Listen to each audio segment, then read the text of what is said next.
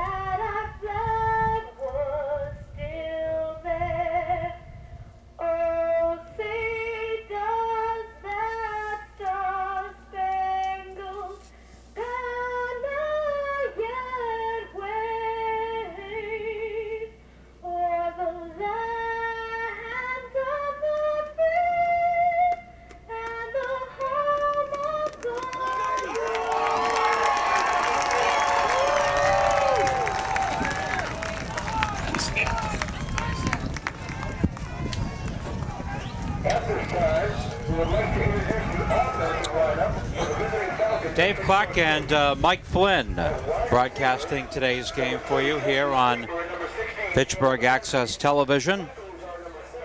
And first of all, Mike, playing conditions today, gorgeous. Not much of a wind or any wind to speak of when we were on the field. Temperatures very comfortable on a sunny day, and they've got a great day to play college football. You couldn't ask for a better Saturday afternoon football weather. Not a cloud in the sky, beautiful mid-November afternoon, perfect temperature for football. You couldn't have drawn this up any better. And what a beautiful field and atmosphere down here in Milton. When we got here a bit earlier today, it is an absolutely beautiful campus down here at Curry College. And great playing facility that they have here down in Milton. Yeah, it is. It's a nice complex. They have, as you can see out on the field, an artificial surface, which is in good shape for this late in the year. So it's a perfect complex. Sits in a nice wooded area. It's a nice college setting. Coin flip going on right now, and you see the player in the jacket there, number 5.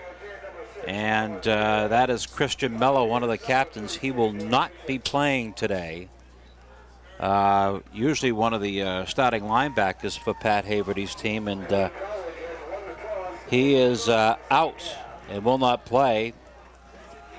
Fitchburg State has won the toss, and I believe they have elected to receive, Mike. Is that correct? They will get the ball. Yeah. Curry deferred to the Curry second deferred. half. But okay.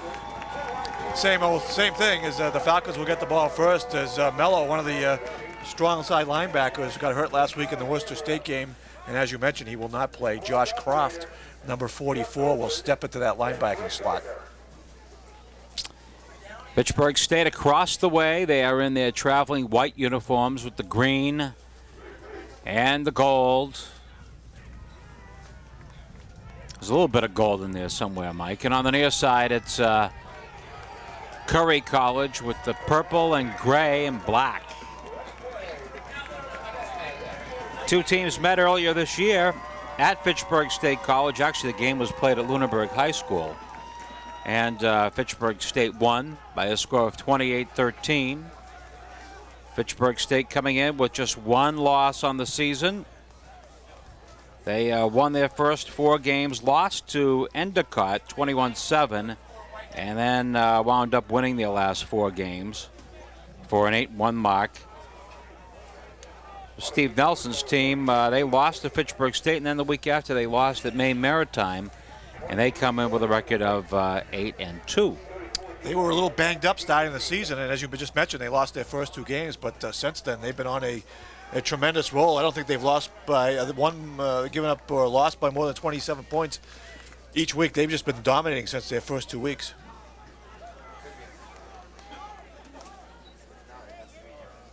And we're just about ready to get underway here on a beautiful day. Of course, this is for the NEFC Championship. The winner gets an automatic berth to the NCAA tournament. The loser still may get in at large or an ECAC berth. Wouldn't be that surprising to see both these teams maybe playing next week somewhere. But Fitchburg wants a little revenge after losing last year to Curry, and it's kind of a pop-up to the 42-yard line, and Fitchburg State will grab it there. Carl Osborne, as they kind of popped it to Osborne, and he called for a fair catch very wisely at the 42, 43-yard line, and Fitchburg State will start first and 10 at their own 43-yard line, going left to right on your television screen. And they are led by their quarterback, number 12, Corey Heatherman. We'll get to the rest of the lineup in a moment. Brian Eliason in the backfield along with Ryan Miller. First and 10. And the give, and heading to the far side is Eliason, and he gets a few yards over the 45, up to about the 49, close to midfield. For the Fitchburg State running back, number 25, Brian Eliason.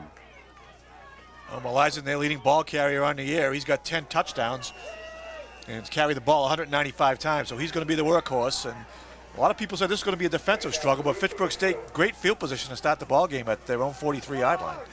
Second down and about 3 for the Falcons right at midfield. Eliason again straight up the middle, has a first down at the 45-yard line. Eliason brought down on the play by number 90, Jim Lindelof. But that's the first down, the initial first down of the game for the Falcons. Eliason, the only man in the backfield behind Corey Heatherman. First and 10. Heatherman back to pass. A little slant caught. And getting a couple of more yards down to the 35, close to a first down. That was Justin Sleeper. And that is a first down. Sleeper was caught it for about 8 yards and then managed to lean forward and get the first down at the 35-yard line. So the Falcons are off to a great start. Sleeper just ran a quick slant over the middle, his 39th catch of the year, and Heatherman on his first pass of the day was right on target. I think that's Eliason, the only man in the backfield for Fitchburg State. It is not. We'll have to check on that. No, it is Eliason, and he goes around the far side and gets about 3 yards on the play. Lindelof, number 90, made the tackle. Gain of a couple for Brian Eliason. Down to the 32-yard line. Make it second down at about 7. 15-minute quarters in college football. Of course, we're used to doing the games at WEIM, and all the high school games are 11, so it's a little bit longer. Second down at about 7. Man goes in motion. Eliason right up the middle. Over the 30, down to about the 28-yard line for the Fitchburg State tailback. Brought down on the play by number 76, Tom Pinto. Falcons have a 3rd and 3 here. That was Ryan Miller, the fullback, number 43, who was in motion. He motioned right up through the hole. At the 28-yard line. 3rd down at about 3. Heatherman back to pass. Looks, throws, caught on the far side. And this is going to be dependent upon where they spot the ball. And it looks like he got a favorable spot. And it's going to be a first down for the Falcons. It was Caleb McKenzie, number 16 for the Falcons, with the catch right around the first down sticks. And he does pick up the first down. At the 23-yard line, 1st and 10, Fitchburg State. So this is their first drive of the day. Started in great field position at their own 42, They've moved it all the way down to the 23-yard line. I formation. This is Mello straight up the middle, close to the 20. Brought down on the play by number 68, Bob Rotundo. Gain of about 2 for Lizen. Second down and 8 for the Falcons down at the Curry 21-yard line. That Fitchburg State offensive line doing an excellent job here on the opening drive, pushing that Curry defense backwards on the snap. Backs were split. Now they go into an eye and they give it to the fullback, and not much there. Brian Miller stopped at the line of scrimmage. Miller brought down on the play by the linebacker, 33, Sonny McDonald. And Pat Haverty looking at a 3rd down and 8 now.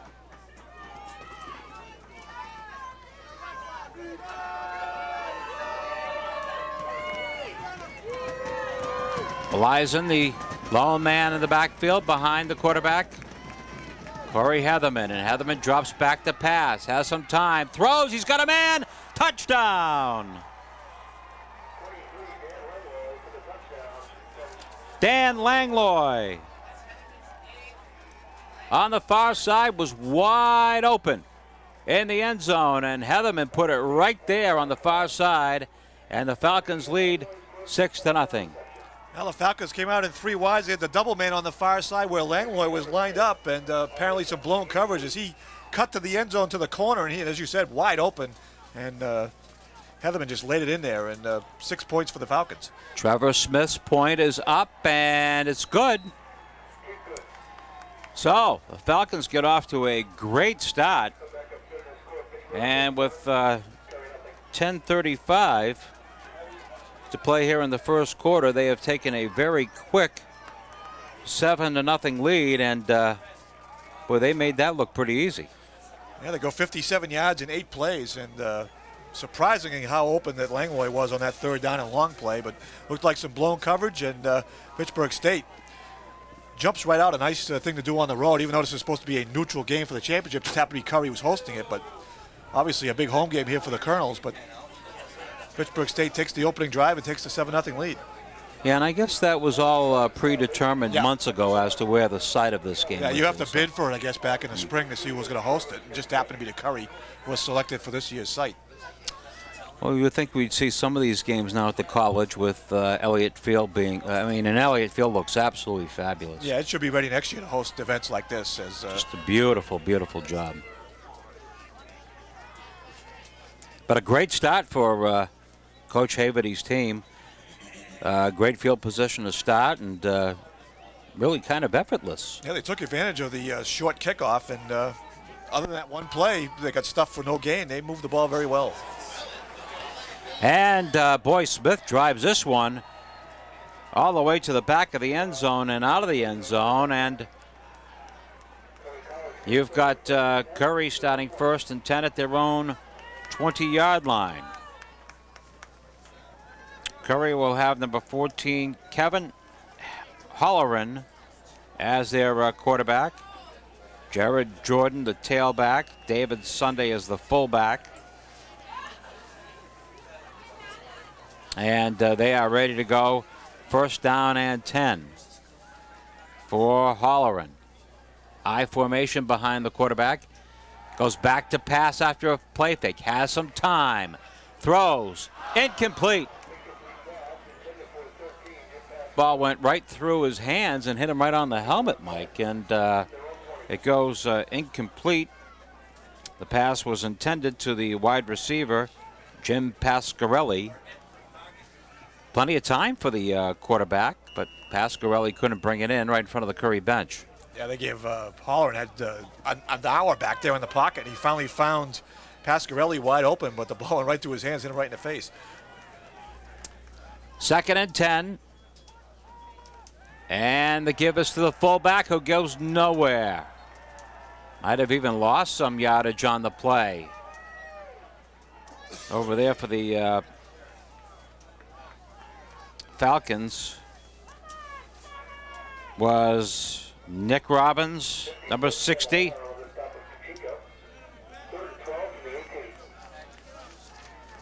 Third down and 12.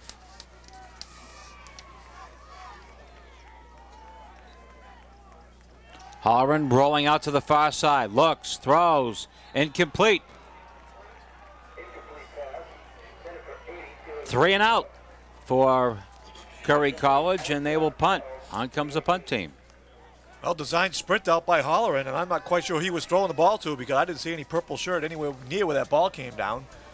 But Fitchburg State couldn't ask for a better start. You score on your first drive, and you pin the other team deep and force them to punt the ball. David Vincent will be doing the kicking. Good snap, and he gets it away. Kind of a low line drive taken at the 45-yard line, 50 far side, 45, 40, down to the 35-yard line. Great field position once again. Dan Langlois was the guy with the nice return, and Fitchburg State's in great position once again, Mike, 35-yard line. With 9:40 to play here in the first, they've dominated the first 5 minutes of the ball game. It was a good 40-yard punt, but for Curry, it was very low, and that gave Langlois a good chance to come up and catch it and get a good head of steam before any of those purple jerseys were able to come up to make the tackle, and the Falcons get excellent field position again. At the 34-yard line for the Falcons, Corey Heatherman, pitch back, Malison heading far side. Malison goes forward, lunges forward to the 30-yard line. About a 4-yard pickup for the Fitchburg State College tailback. Brian Malison, senior, running back, 5'10", 220, from Miller Place, New York. That touchdown pass by Heatherman, by the way, was his 8th touchdown pass of the year, and Dan Langlois' his first catch for a touchdown for the season. I have whistle here, and problem with the officials and straightening something out here. Official coming over to the sideline, and with 9:29. What they wanted to set it to? Yep. Okay.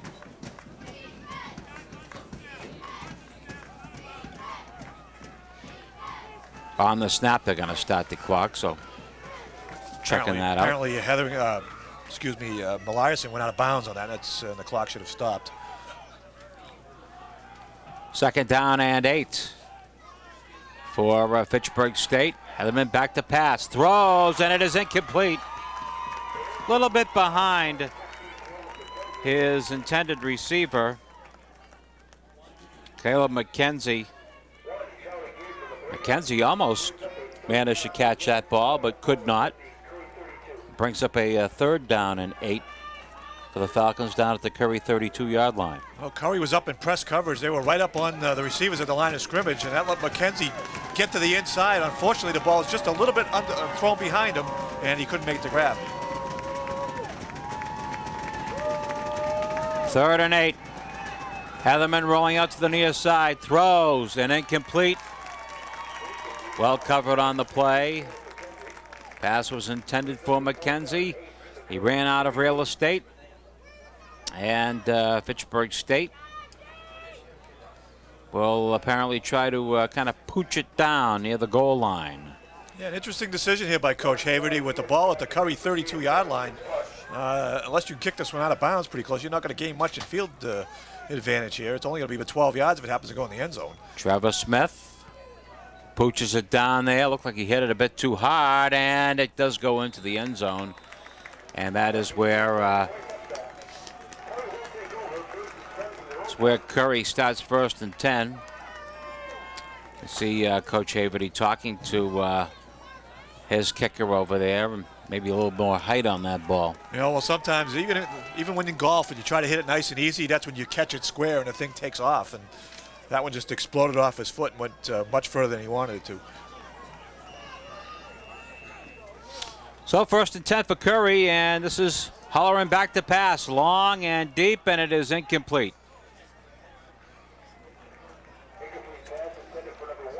Charlie Gibbs, well covered on the play by the Falcons Who was back there? I'm waiting for him to turn so I can see his number. There we go. Number 8. 8. It's Bruce Rogers. Bruce Rogers. He was step for step. Rogers was step for step with him. 2nd and 10 at the 20. I formation for Holleran. Gives it to the tailback and gets back to the line of scrimmage and maybe gets a yard. Big number 99 there for the Falcons. Used to look like 99 down there. Looking for 99. Matt Babcock. Okay. He's not on the depth chart. Have to speak to the information director about that. 3rd down and 9. Back to pass. Holleran throws. Caught.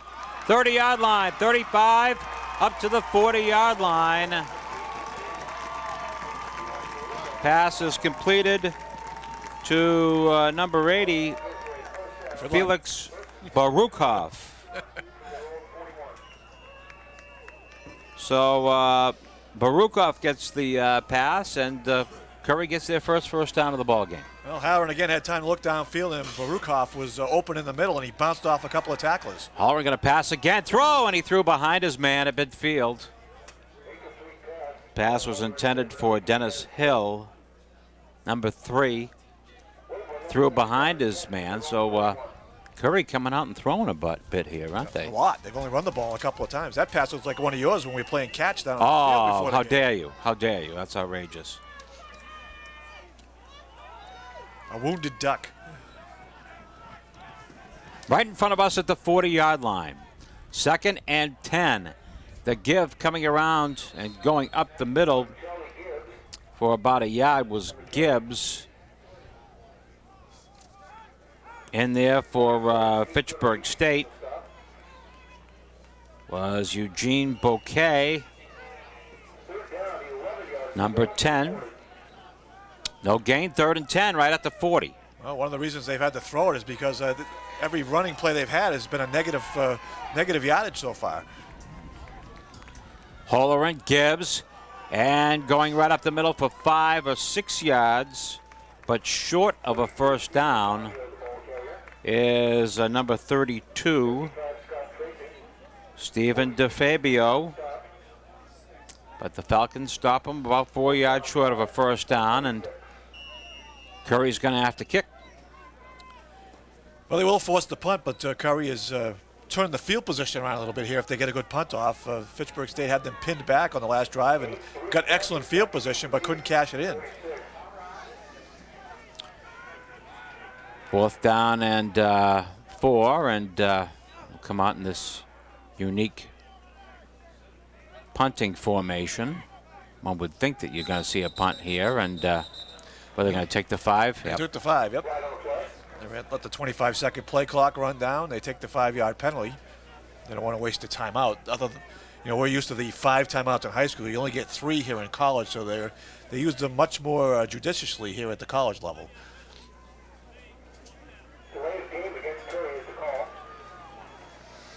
So it make it 4th down at about 10. And now we can expect to see the kick coming in. David Vincent will be doing the punting. Low snap, but Vincent gets it away. Pretty good kick. Sailing down to about the 18-yard line. And bringing it up along the near side. I think that was Langlois, number 23. And Langlois managed to get up to the 30-yard line, the 31-yard line, and that's where Fitchburg State will start. Actually, their worst field position of the day. But still pretty good field position at the 31-yard line. Yeah, they're on 31. If that's your worst starting spot in the first half, that's not bad. Probably could hear some of the Curry people yelling for a holding call, and they were absolutely right. One of the Fitchburg State players had an excellent arm bar on one of the Curry special team guys trying to cover that punt. Heatherman's turn, give to Malisen, straight up the middle, and Malisen gets to about the 33-yard line. Gain of a couple of yards on the play. Brian Melizan brought down on the play by Tom Pinto. Number 76. Gain of a couple, 2nd down and 8. 6 minutes to play in the first quarter. Fitchburg State with a 7-0 lead.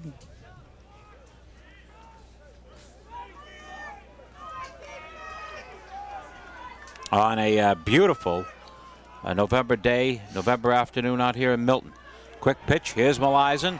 Makes a nice cut. 45, 50, down to the 46-yard line of Curry. Goes Brian Melizan. Is brought down by Dan Dufour, number 52. But there's another big rip by the Fitchburg running back. First down for the Falcons at the 46-yard line. A little toss to Melizan, and the play maybe designed to go outside, but he saw a nice hole up inside, and he cut it up very nicely into the secondary of Curry. He got 24 yards on the play and into Colonel territory at the 46-yard line. At the 46-yard line, 1st and 10. And the give going for maybe a yard. We'll have to wait and see who that was. It was... Danny Santabria. Was it Danny Santabria? Yep, number 4. Okay. Leominster boy. Dan Santabria, a junior from Leominster, 6 feet, 215. It's about a yard. And that will bring up a 2nd down and 9. There's Danny Santabria in the ball game right now, playing at the tail. And now he's the only man in the backfield behind Corey Heatherman. 2nd down and 9, and Santabria and Heatherman meet in the backfield, and they're going to wind up losing a yard on this play. Sean Crowley, 56, in on the stop. It brings up a 3rd down and 10. Just a little bump there in the backfield. Yeah, somebody went the wrong way, and also there was some good defensive pressure by Curry. They got a guy in the offensive backfield very quickly, but obviously Heatherman and Santabria collided at the handoff spot. That blew the play up. 3rd and 10. Heatherman back to pass. Steps up. Throws. Caught. 30-yard line down to the 20-yard line on the far side.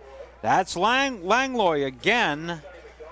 And they have had a thing going on all afternoon here. Dan Langlois has had the Fitchburg State touchdown. And give credit to the line. Boy, Heatherman stepped right in there and threw a nice floating pass to Langlois on the far side. Yeah, that's one of those plays you need good protection because it takes a long time for the play to develop. And outstanding blocking by that offensive line gave Heatherman enough time to step up and just lay it out there nicely for Langlois. At the 21, and they bump in the backfield, but Melizan managed to go over the 20 down to about the 18-yard line. So the Falcons threatening in the later moments of the first quarter, leading in the ball game by a score of 7-0. They've got the ball down at the Curry 17-yard line. 2nd down at about 7. Melizan and Miller in the backfield. This is Melizan. Melizan following a block, coming to the near side. Over the 15, down to about the 12. Following the block there of Pat O'Brien, number 79. Falcons got a 3rd and 1.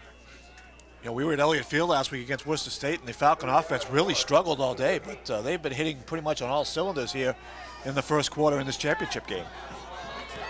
Now they'll turn around and take a timeout. Saw something they didn't like there, and they took a timeout.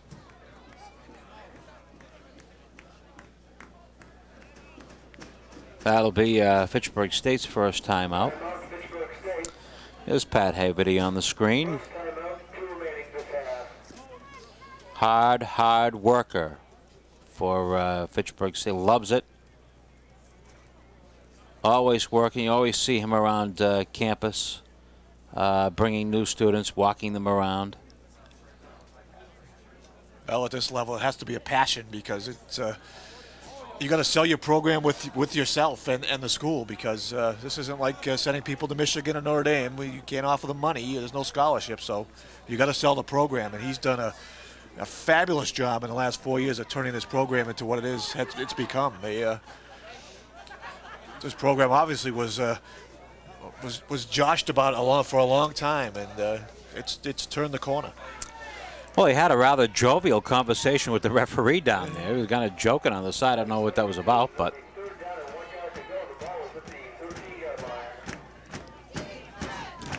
see if he still feels that way at the end of the ball game. Yeah. Coaches tend to change their opinions very rapidly about the guys in the stripes. At the 13-yard line, Mello straight up the middle and kind of running backwards, managed to get to the 10-yard line and appears to have a first down. And he does. And it looks like they're going to be just outside the 10-yard line, so they'll be able to get a first down. They stretch those chains there. So let's mark it at the 11-yard line, 1st and 10 for the Falcons. Threatening again. They can get a first down, but it'll have to be inside the 1-yard line in order to get it. At the 11-yard line, Mello pitch heading to the far side. Leans forward, maybe a tough yard. That's all. Number 33, Sonny McDonald, making the stop. Really no gain. 2nd and 10. I saw Brian Mello and quarterback Corey Heatherman on the inside Fitchburg that night with Pat Haverty, and Mello I don't believe played in the first game. I believe he was injured on the opening day. I think so. I think you're right, yeah. 2nd and 10. Heatherman rolls out to the near side. Stops, throws. Kind of short-armed it. They're going to give him the catch. Yes, they are, down at the 7-yard line. Kind of threw that ball low, but was that Langlois that got it?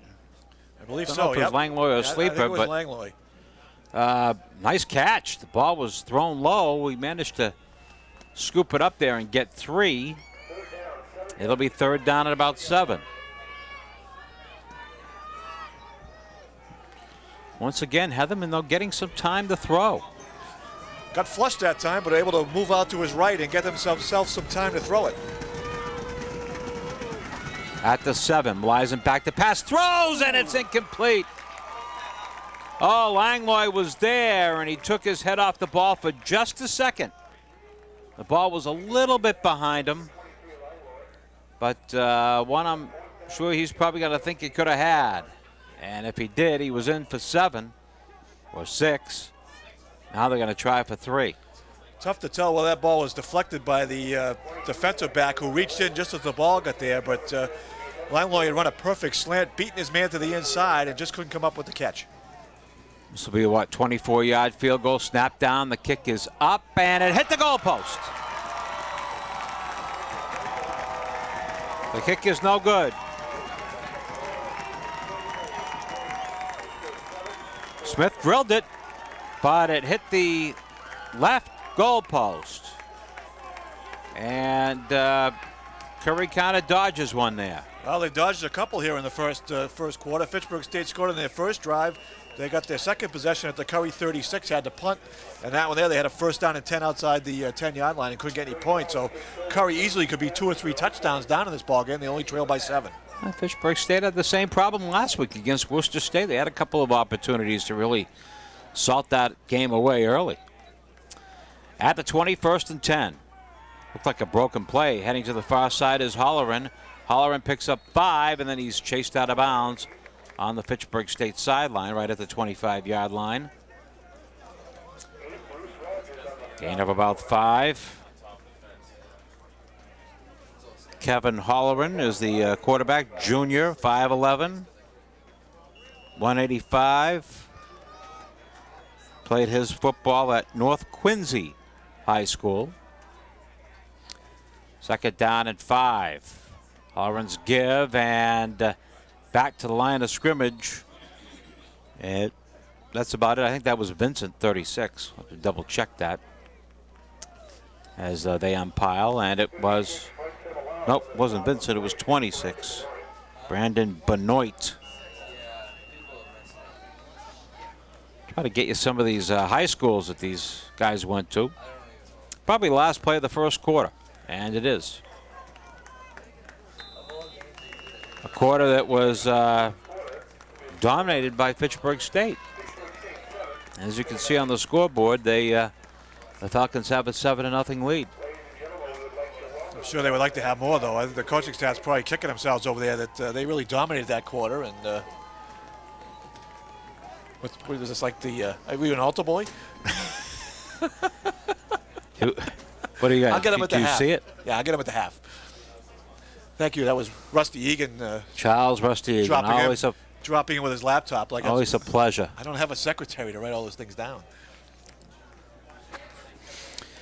Dave Clark and Mike Foot, it's a pleasure to be doing the game today for Fitchburg Access Television. You know, usually we are doing radio games and we're hauling around stuff and setting it up. We don't have to do that today. Connery and Spence have the best job in the world. I can tell now. They show up. Oh, they're treated like kings. If they ever get in a contract dispute, I'll be glad to sit in for them anytime. Having this nice little monitor here helps a lot. Oh, absolutely. And I can actually hear you. Isn't that nice? It's even different. Yeah. Don't have to hold a microphone. Second quarter just about to begin. Third down at about 4. Holleran, fumble. The ball is loose, and it is still loose, but Curry came up with it. Wish we had an instant replay on that, but it looked as though it was it just popped out of his hand. His arm did make a forward motion. I think somebody on the backside pressure whacked the ball out of his hand as the ball came out end over end. But unfortunately for the Falcons, they couldn't jump on top of it, but they do hold again, and will force another Curry punt.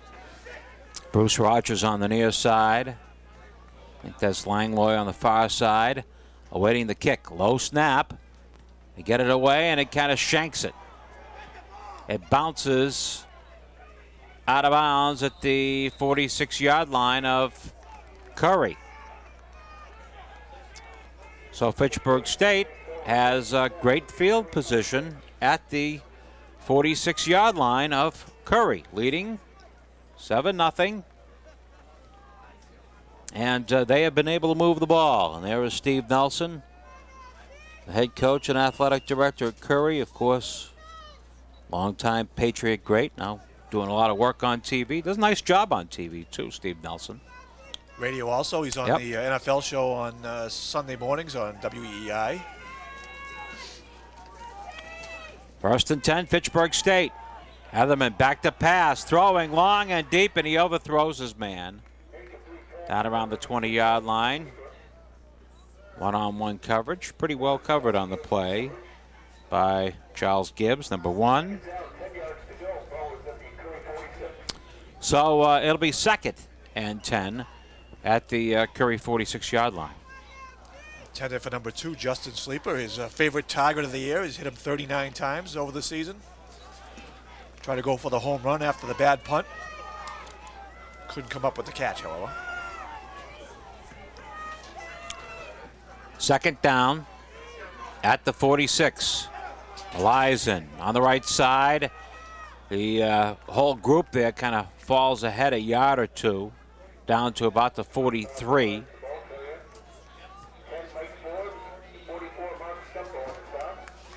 Fitchburg State's looking at a 3rd and 7. You know, in most games, you only get an X number of opportunities where you get a chance to score points. And Fitchburg State's had 4 here in the first half, and they've only cashed in the first one. Eventually, it seems to turn around if you don't capitalize on some of these scoring opportunities. Eliason, the only man in the backfield. Heatherman, straight drop back to pass. Looks, throws, and it is caught close to a first down. They're going to give him the first down at the 35-yard line. That was kind of a generous spot. I thought he had the first down, but they got it at the 35. That's where he caught it, and he was driven back. First down, Fitchburg State. Once again, Heatherman plenty of time to throw. Yeah, right down to the sticks. They turned around, hit him right on the numbers. And, of course, the official on that side who made the calls hearing nothing but great spot in his ear over there. I'm sure if he was on this sideline, he'd be hearing a different story. At the 35, first and 10, Sleeper in motion to the near side. Heatherman back to pass, looks towards Sleeper. Throws it long and deep, and it is caught at the 2-yard line. What a beautiful catch by Sleeper at the 3-yard line. They're going to mark it. Heatherman put it up there for him neatly, and what an adjustment to the ball Sleeper made. First and goal for the Falcons at the 4-yard line.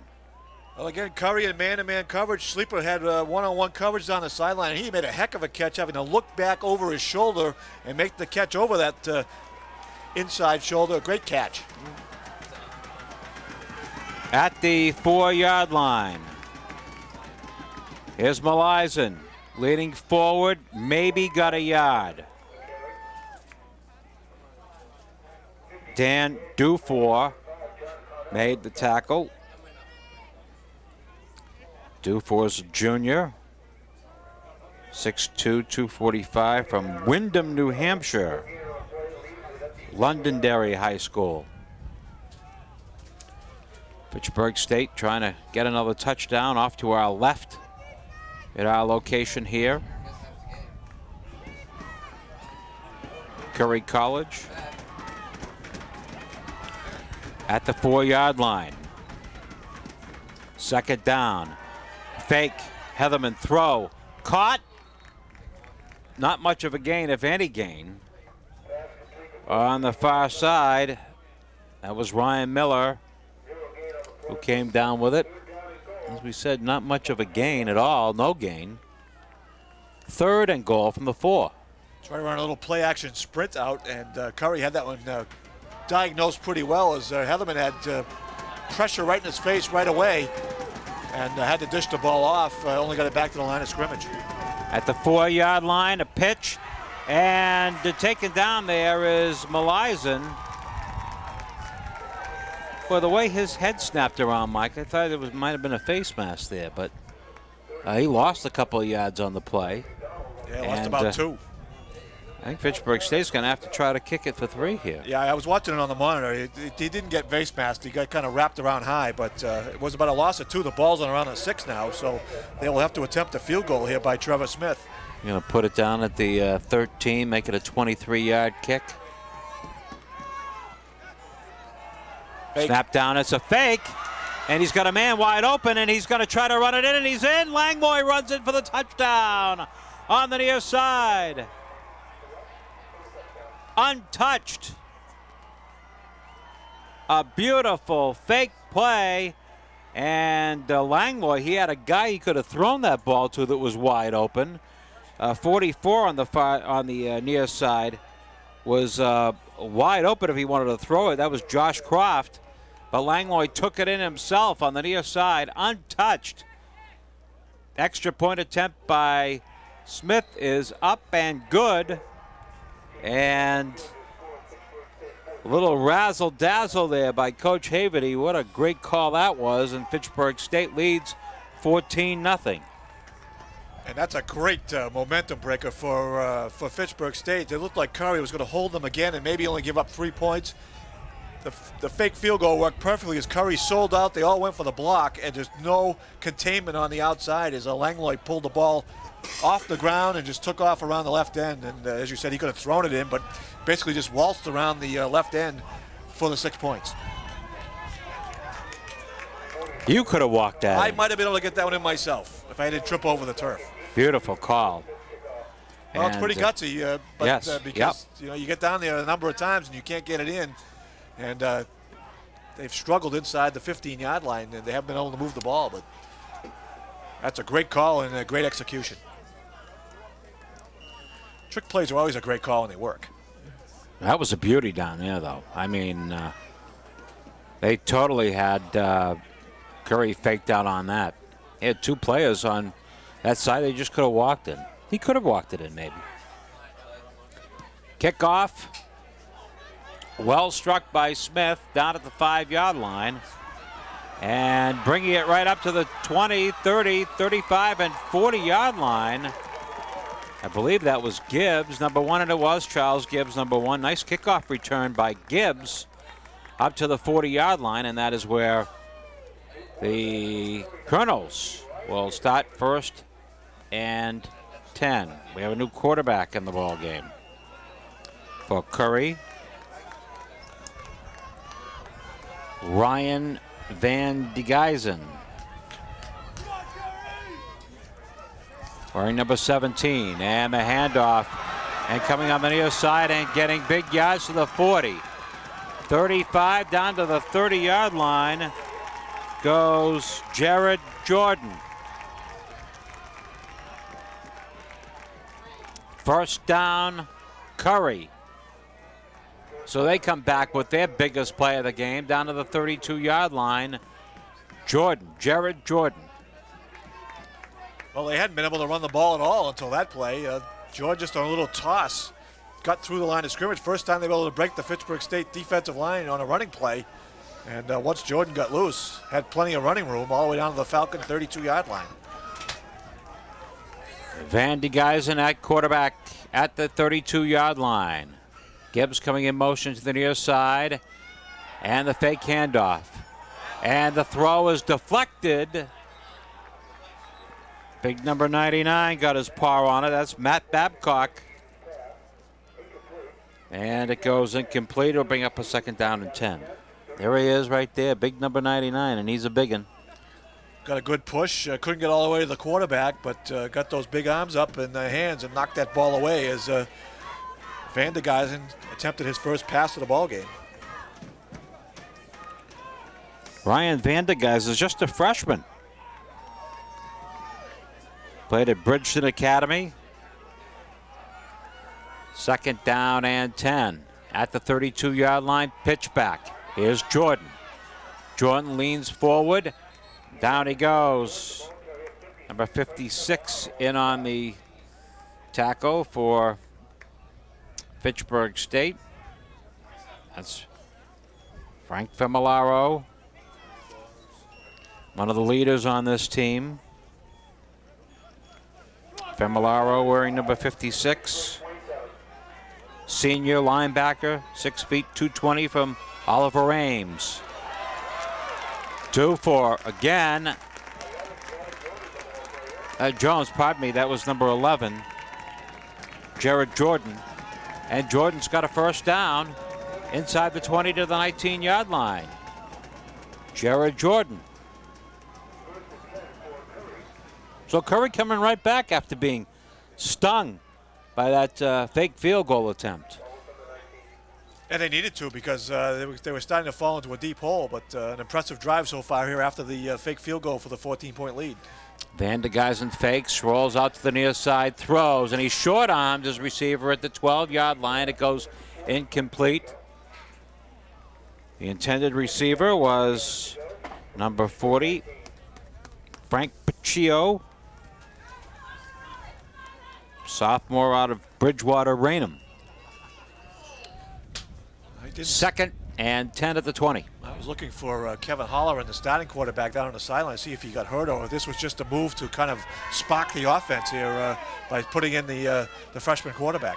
I think the latter is probably what happened. At the 20, quick throw to the outside, and it is incomplete. Threw behind his intended receiver. And that was to Bukharov, and it'll bring up a third down and 10 at the 20. Yeah, you see coaches do that often, is change the quarterbacks at this level, try to spark things. Although Haller in the last pass was the one he got his arm hit when he was trying to get rid of the ball. I don't know if he suffered an injury or not, but out of the ball game. At the 20-yard line, third and 10. Quick pitch back, and heading to the far side is Jordan. Jordan cutting his way down to the 10, fumbled. The ball was loose. Fitchburg State has it. We'll see who it was. 4 was down there. 60 was down there. But the Falcons recover.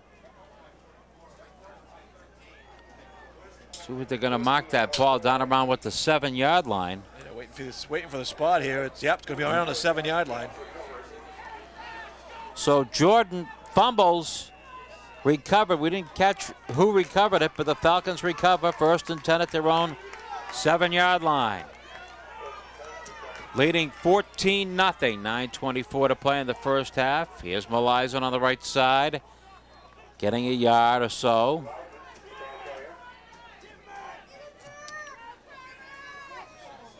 For Curry College, and on the stop was Jim Lindelof, number 90. No gain, 2nd and 10. Interesting offensive team meeting going on down to our left here is after the fumble, grabbed all the offensive players and moved them down for a conference. 2nd down and 10. Heatherman back to pass. Looks, throws, caught. First down, Sleeper over the 20-yard line to the 23. They're ruling him down at the 23-yard line. The ball squirted out there. But that is a first down for Fitchburg State. Heatherman to Sleeper. And that's a 1st and 10 for the Falcons. Once again, Heatherman's not getting pressured, Mike, and they're taking advantage of that. And they've run that slant all afternoon so far. Curry up in one-on-one coverage, and he's jumping inside and beating the coverage, and that receiver's been open, and that's offside. Yep. I'm looking to blitz on that play was number 56, Sean Crowley, but Crowley moved in there a little bit too quick. Timing just a little bit off, and this is going to be a free 5 for the Falcons. You see our referee. So that's a free 5, and it brings up a 1st and 5 for Fitchburg State at their own 28-yard line. Got about 8 minutes and 10 seconds to play in the first half. First half, which has been totally dominated by Fitchburg State College. 1st and 5. Heatherman back to pass. Looking, throwing on the far side, incomplete. The pass was intended for Caleb McKenzie. McKenzie looking for a little bit of help there as far as a flag. Didn't get it. And it brings up a 2nd down and 5 at the 28-yard line. Well, that was good coverage by Charlie Gibbs, number 1, the cornerback. Heatherman did a nice job of looking off and then coming back to McKenzie on the far side, but he was well covered. At the 27-yard line, Melizon kind of tripped in the backfield, and then he leaned forward. He was finally taken down there by Crowley, 56. That will bring up a 3rd down and about 4. They place the ball right at the 30-yard line.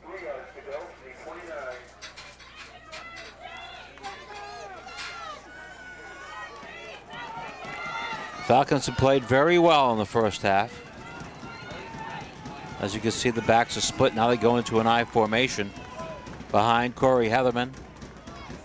Heatherman turns and gives to Melizon. Melizon on the right side, getting up to the 34-yard line. Going to be close to a 1st down, and they have it.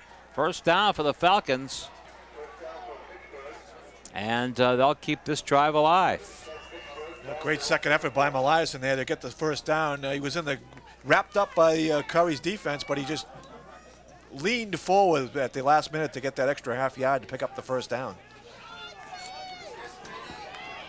Under 7 minutes to play in the first half. 14-0 Falcons. Give. Was that Melizon again? It was. Nope. No, it was, I think that was Billy Early, right? Yep, 28. William Early, freshman. Fitchburg High School getting his first carry of the day. Gets about 4, 2nd down and 6. As they put the ball at the 38-yard line of Fitchburg State, right in front of us. And our view of the press box. So Early, the only man in the backfield now behind Heatherman, and Early gets the pitch. Early looking for some room, and it's about a yard or so.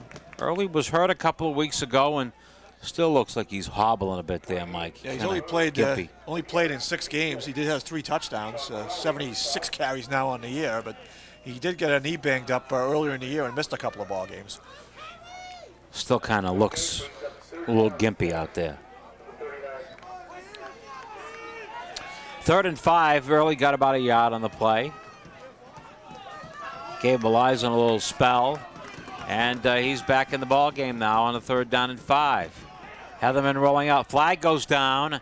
And a pass is complete on the far side. A little bit short of a first down. But I think this is going to be coming back. Yeah, that's almost always offensive holding when the umpire flies that flag into the pile. Bob Herco was the receiver on the far side. Decision here for Curry. Fitchburg State did not make the first down, so they could refuse the penalty here and bring up a 4th down punting situation for the Falcons, and I believe that's what they're going to do. Yeah, I think that's what they're going to do is right. They'll decline the penalty, and Fitchburg State's going to have to kick it away. Trevor Smith will be doing the kicking. Charlie Gibbs is back to receive the punt.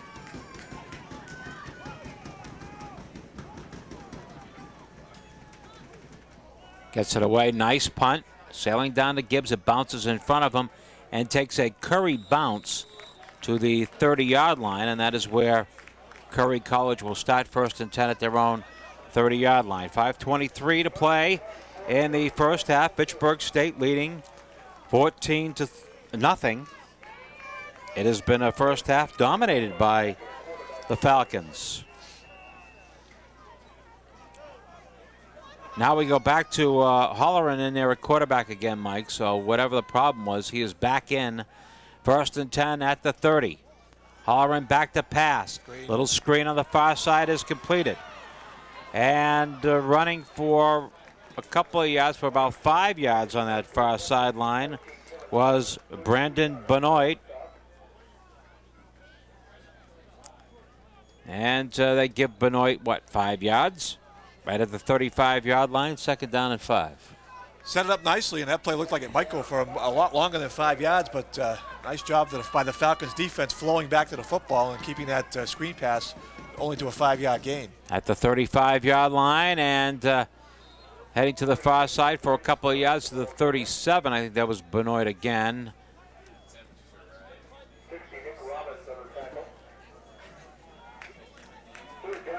And on the tackle for Fitchburg State, Nick Robbins, number 60, junior from Duncan, South Carolina. Nick Robbins. 3rd down at about 3.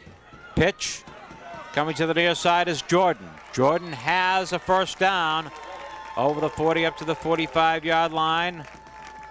Goes Jordan.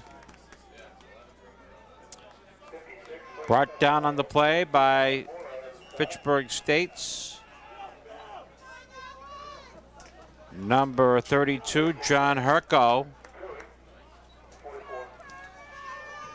1st and 10. Pitch back, and getting a couple of yards on the far side is Jordan over the 45 up to about the 48-yard line goes Jared Jordan. Knock at the 47. About a 2nd down and 7. No, Fitchburg State was in a all-out blitz on that play as 2 of the linebackers hit the line of scrimmage right at the snap, but they were on the wrong side of the ball as they ran away from the blitz. They had a perfect play called. Flag goes down, and getting a couple of yards over midfield was Brendan Benoit. Fitchburg State tackle was Eugene Bouquet, and we have a... So on Curry, an illegal shift, Yep. 2 men in motion, and they didn't come. Both did not come set before the ball was snapped.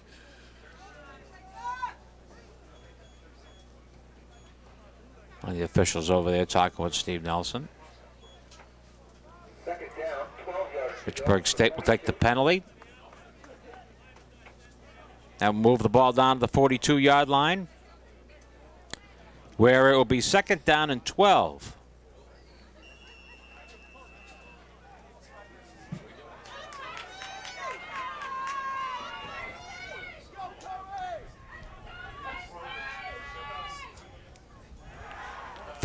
throw, and it is incomplete. Right in the hands of D. Whitehead of Fitchburg State. And they had too many white shirts over there. Didn't fool anybody with the fake toss and the reverse pivot. Tried to fire back to the far sideline, and Whitehead was right there in the passing lane. And if he holds that one, he might take it 6 the other way.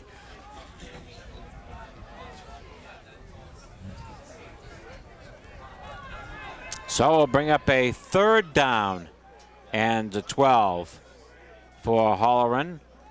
And Holloran's give, and straight up the middle, 50, 45, 40, first down. A quick hitter up the middle, the fullback David Sunday. Sunday's got a first down to the 41-yard line. Big hit up the middle by Sunday. Well, they fooled everybody by hitting the fullback right up the middle. They were looking pass. And Sunday, the fullback, just rumbled his way through the middle of the line of scrimmage and picked up a big first down for the Colonels of Curry. At the 41-yard line, pitch. Heading to the far side is Benoit. And Benoit gets down close to the 35-yard line. And on the tackle for Fitchburg State, Scott Tracy, number 55. Tracy is senior, 6 feet, 230 from Stoughton. Second down at about 4 for the Colonels of the Fitchburg State 35-yard line.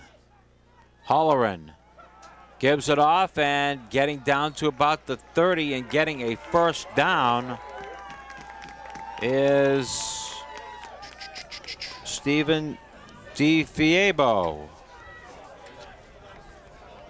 Stephen DeFabio, pardon me. DeFabio, 32, I believe that was.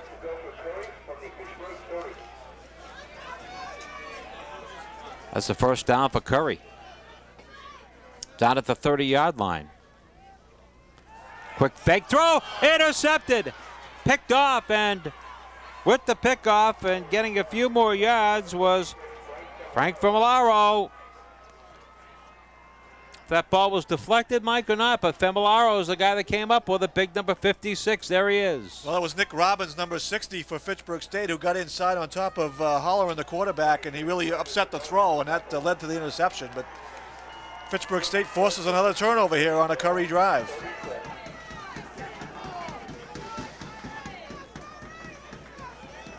Another meeting for the Curry guys down to the left of us. A lot of meetings. A lot of meetings. At the 35-yard line, first down and 10, Fitchburg State. Here is Malizan on the right side. Malizan going forward to the 40. About a 5-yard pickup by Malizan. Brought down on the far side by Sean Crowley.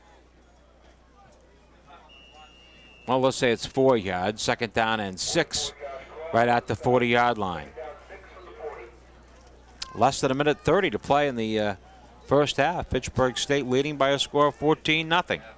Pretty quick half, under an hour.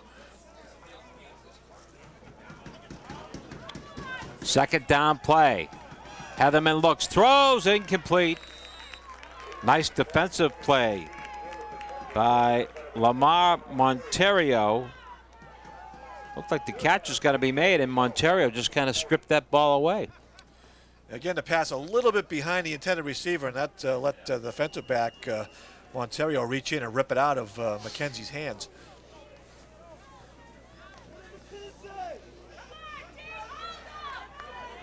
Third down and about 6 right at the Fitchburg State 40-yard line.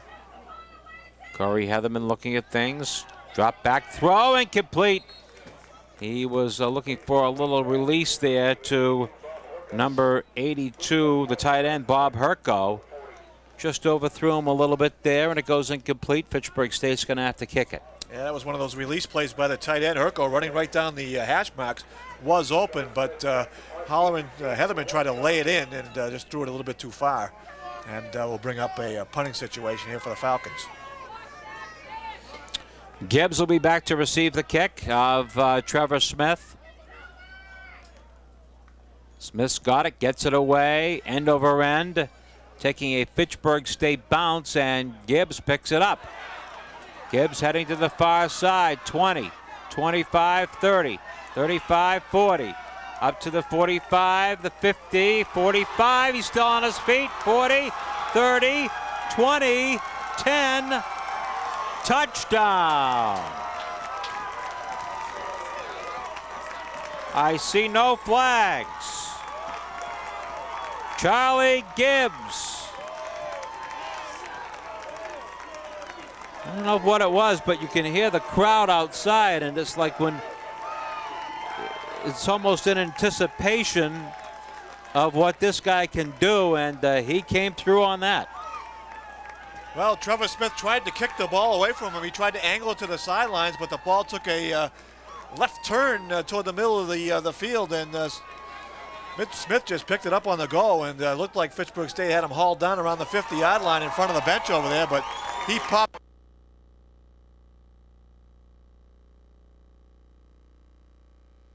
the end of the first half. Extra point attempt is good, and it is 14-7. That play was kind of reminiscent of what happened to Boston College last week on the kickoff. You know, it kind of, you know, bounced down there. Didn't know if he was going to pick it up or not, and you know, the way it was bouncing, maybe the Fitchburg State kids maybe eased up a little bit, but Gibbs got the opportunity, caught him kind of flat-footed. They had chances to knock him out of bounds around midfield, but could not do it, and that puts the Colonels right back in the ball game. Yeah, that took a funny bounce. It allowed Gibbs to pick the ball up, and once he beat the couple of the early guys down the field, he got a pretty good head of steam going around that far corner, and he disappeared into a massive pile of bodies in front of the Fitchburg State bench around the 50-yard line, and somehow popped his way through there. And once he popped out of the pile, he had nobody left to beat, and just sprinted right down the far sideline to get Curry back in his football game, who was badly outplayed here in the first half, but only trails 14-7.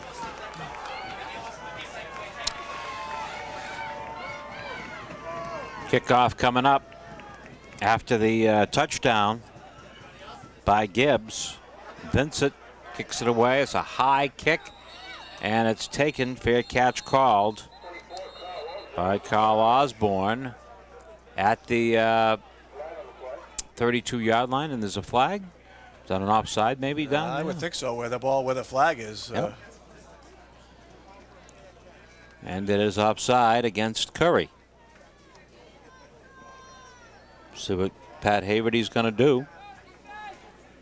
Referee looking over the Fitchburg coaching staff, and I think they're going to say, let's put it down there. We're going to play it there at the 32-yard line, 33-yard line. That's what they'll do.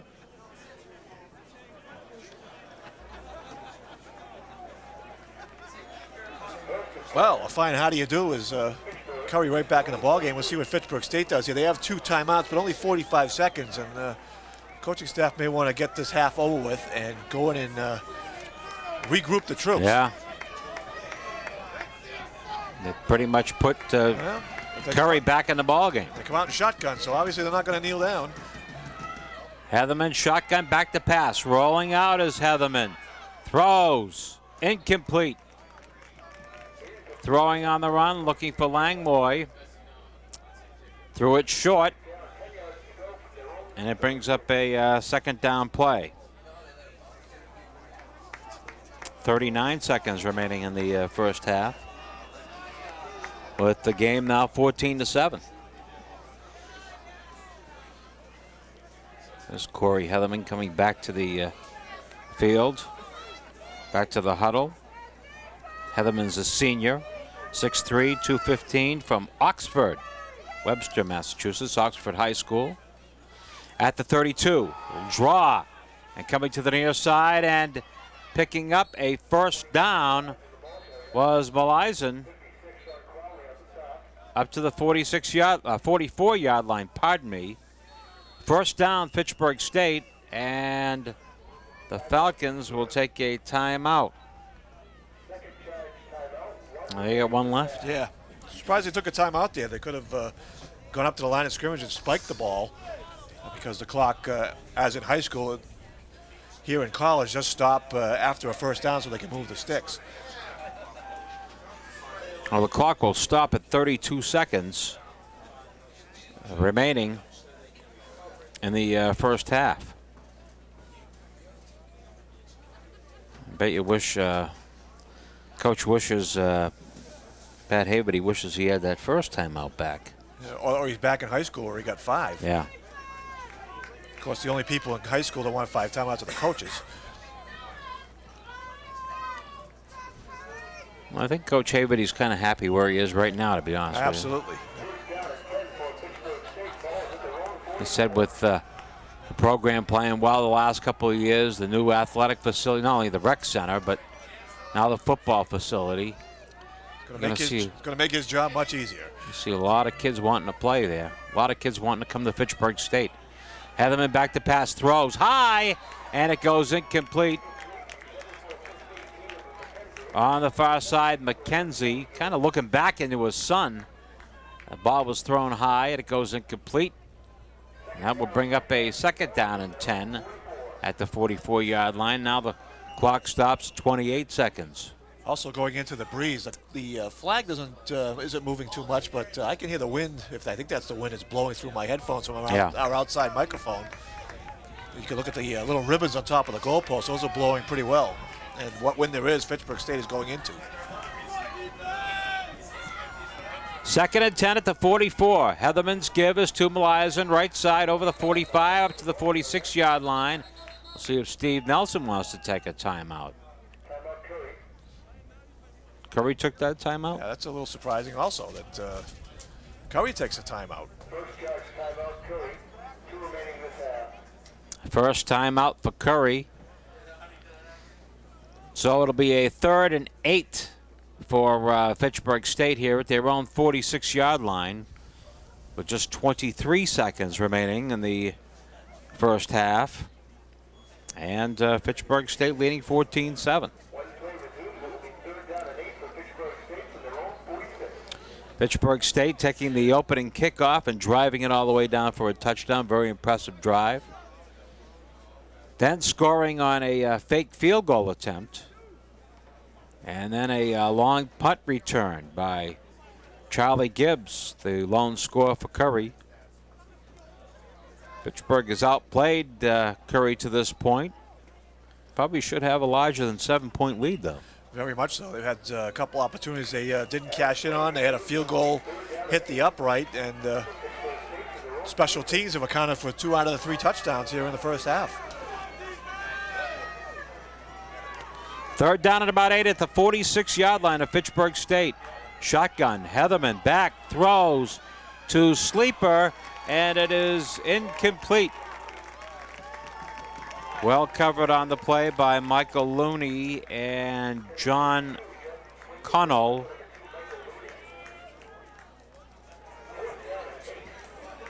And it brings up a 4th down and 8 with just 17 seconds remaining, and there's Charlie. I'd be very surprised this ball lands in the field of play. Trevor Smith back there doing the punting. Low snap, gets it away. It's a high kick.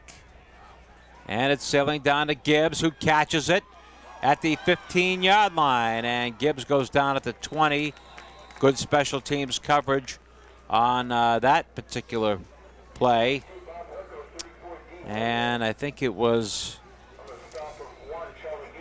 Tim Randall, 39, in on the coverage for Fitchburg State. That was a nice high punt by Trevor Smith, and that allowed the coverage people to get down there on top of Gibbs and not let him get a head of steam up like the last time. Probably the last play of the first half with just 6 seconds remaining, and they're going to take a knee, and that's going to do it for the first half.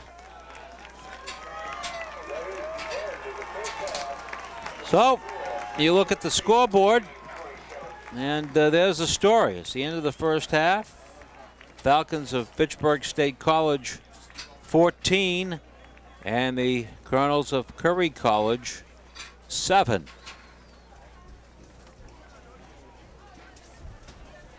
And We'll have second half action coming up from beautiful Milton in just a moment.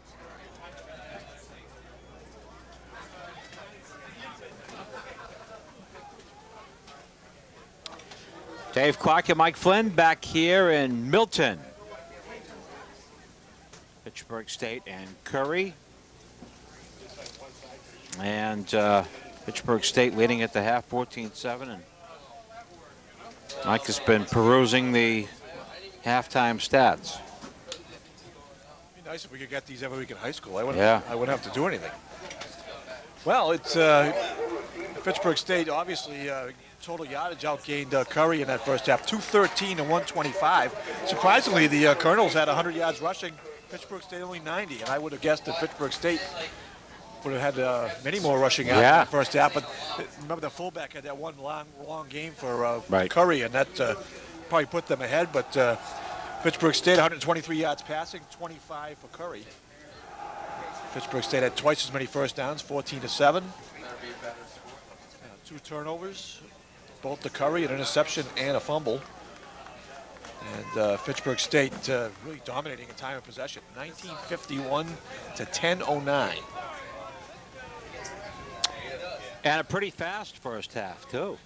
Yeah, it was just about an hour when I checked, 126. So we're going to start the second half within an hour and a half of the opening kickoff. So we're flying here this afternoon. Pretty fast.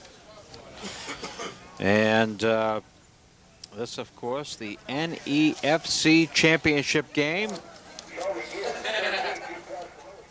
Momentum seemingly all Fitchburg State in the first half until the big punt return. And that has put Curry right back into this thing. Yeah, very important possession here for Fitchburg State here as they will kick off to start the second half. Curry with a lot of momentum going into the halftime after that long punt return by Curry. Charlie Gibbs at 84 yards officially to cut the lead in half to 14-7. Charlie Gibbs is back for the kick, and unbelievably, they kick it to Gibbs at the 20, 25, 30, 35, 40, and knocked back there at the 40-yard line. Fitchburg State coverage on the play. Dan Santabria in on the tackle. It'll be first and 10 for Curry. At their own 42-yard line, they go left to right on your radio dial. Not on your radio dial, on your television set. On your TV screen today, yeah. If you're listening on radio somewhere, illegally. First and 10, Curry, 42-yard line. There we go, that's better. I formation behind the quarterback, Kevin Holleran. Holleran turns and gives. And going over the 45, close to the 50. Like the fullback. No, it was not the fullback. Pardon me. It was the tailback, Brandon Benoit, number 26. Benoit, good first down carry of about 7 yards. Second down and 3, right at the 49-yard line. Holleran has a man in motion, heading to the far side, I formation, and the give again is to Benoit over the 50 to the Fitchburg State 49-yard line. I think that was big number 60 in there for Fitchburg State, Nick Robbins. Third and short, third at about a yard. I inquired at halftime why Fitchburg State was wearing the white jerseys and technically the visitor here this afternoon, because they did have a better record during their year. I guess it alternates year to year which conference is the home team during the championship game. Third and short. Here's Benoit again. First down. Down to the Fitchburg State 45-yard line. Bruce Rogers in on the tackle for Fitchburg State, wearing number 8. But Curry gets a first down to begin this second half. Curry's offense in the second quarter was much better than they were in the first quarter. They did march the ball in the Fitchburg State territory a couple times. They fumbled once and had a pass picked off to stop the second drive. Here's Benoit heading to the far side.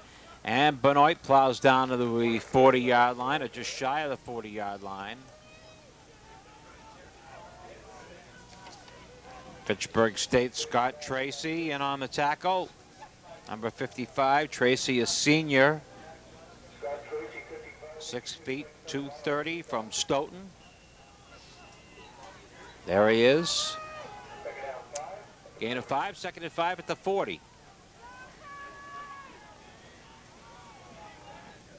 Holleran turns and gives to the fullback. Nothing. Nice play defensively by Eugene Bouquet. 10 was right there and made the stop on the fullback. Loss of about 2. 3rd and 7. Bouquet and Sweeney, number 27, both shot through the gap, and they hauled the ball carrier down a couple yards in the backfield to bring up a 3rd down and about 7 for the Colonels. At the 42-yard line. A 3rd down at about 7. Holleran back to pass. Looks, throws near side. Incomplete. Batted down. Good coverage on the play by John Herco.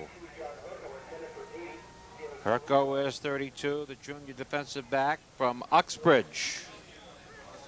Played his high school ball at Holy Name. And Curry's going to have to kick it. Herco did a nice job of making up the distance between him and the ball as it was thrown. And another step, he might have picked that one off in stride right down the sideline for a touchdown. But knocked it away and will force a punt. Stan Langlois and Bruce Rugg, low snap. And they just did get it off. And it goes into the end zone. It'll be out of the 20-yard line. The low snap and a nice job by the punter, David Vincent, to get that kick away. Did get it into the end zone. Be 1st and 10 at the 20.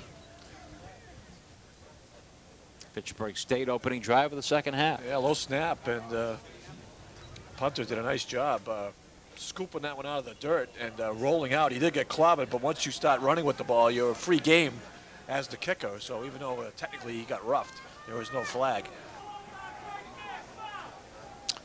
1st and 10, Fitchburg State. And the give coming to the near side is Elizen, who got back to the line of scrimmage, and that's about all. Fitchburg State offense with Corey Heatherman at quarterback. Brian Elizen is the tailback. The fullback is Ryan Miller, 43. The wide receivers, 2, Justin Sleeper, and 16, Caleb McKenzie. Bob Herco, 82, is the tight end. Up front, the center is Frank Flanagan, 52. We'll give you the rest in a moment. 2nd down and 10. Elizen coming to the near side, getting about 5 before he's taken down there. Up front, the guards are Mark Arger and Jason Bergman. The tackles are Phil Harris and Pat O'Brien. 3rd and 5 for the Falcons at their own 25-yard line. Opening moments of the second half. Fitchburg State leading 14-7 out here at Curry College. Elizen, the lone man in the backfield. Heatherman rolling out. Looks, throws, has a man wide open. 1st down at the 30-yard line up to the 35-yard line. That is Bob Herco, and Herco was wide open and has a 1st down for Fitchburg State at the 35-yard line. For the most part this afternoon, Fitchburg State's receivers have been able to get wide open against the secondary of Curry. Curry playing man-to-man defense for most of the game. A lot of guys up in the box, so not a lot of help in the middle, and they've been open for most of the game. At the 35-yard line, 1st down and 10, Fitchburg State. Elizen, he's gotten a lot of carries today. Fumble, the ball is loose, and Curry recovers. John Connell, number 5. Recovering the ball, and costly turnover for the Falcons. Little dive play up on the middle, and I couldn't see. It looked like the handoff was going to look like the ball got punched out. And Fitchburg State commits their first turnover of the ball game this afternoon and gives Curry great field position at the Falcon 38-yard line. At the 38-yard line. And once again, they change quarterbacks. Van de Geisen is in there, and he's in trouble. Unloads, caught along the far side, close to a first down. Jim Pasquarelli. Ryan Van de Geisen is in there at quarterback now for Curry. And apparently a little bit short of a first down. Second down at about a yard at the 29-yard line. Van de Geisen throws, caught. That's Pasquarelli again. Down to the 20 inside the 20-yard line. Goes Jim Pasquarelli. And that'll be a first down for the Colonels. Van de Geisen throwing the ball with a little bit more confidence here on his second series of downs. The first time he looked a little tentative throwing it, but he drilled that one on a quick slant to pick up the first down, and we have whistles. Apparently trouble with the 25-second play clock. Apparently it never started. Yeah, but it says just 25 seconds up there.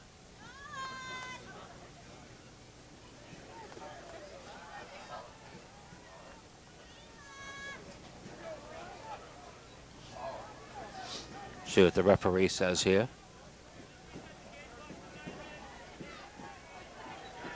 I think they said 9:30.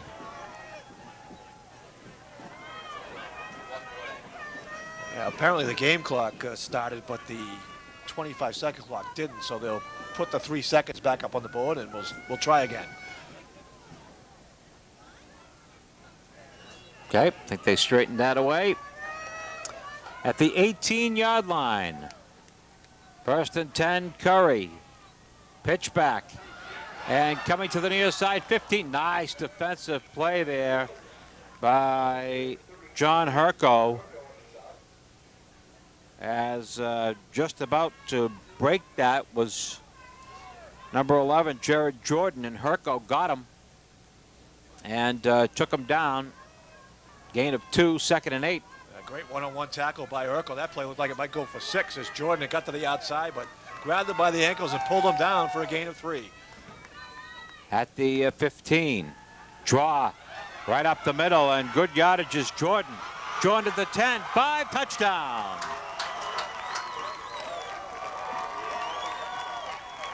Jared Jordan, a 15-yard touchdown run. And it is now 14-13. Pittsburgh State's lead has been cut to 1. Pittsburgh State looking for the pass, and they came with the blitz.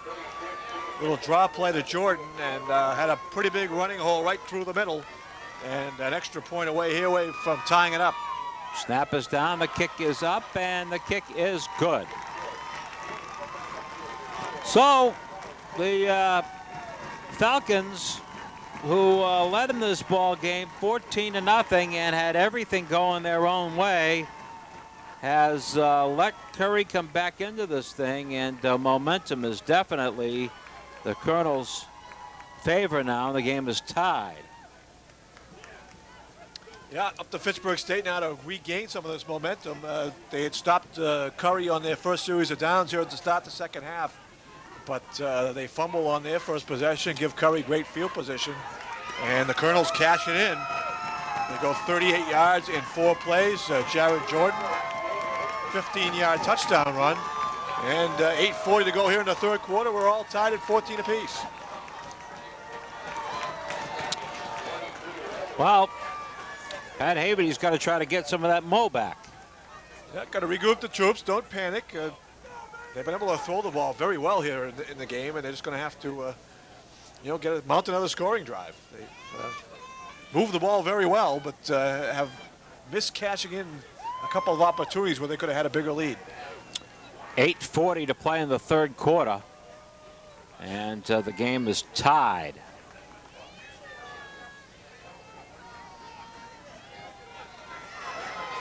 Kick is away, end over end. And it is taken along the far side there by D. Whitehead. Whitehead getting up to close to the 30-yard line, and he is brought down by a host of purple shirts.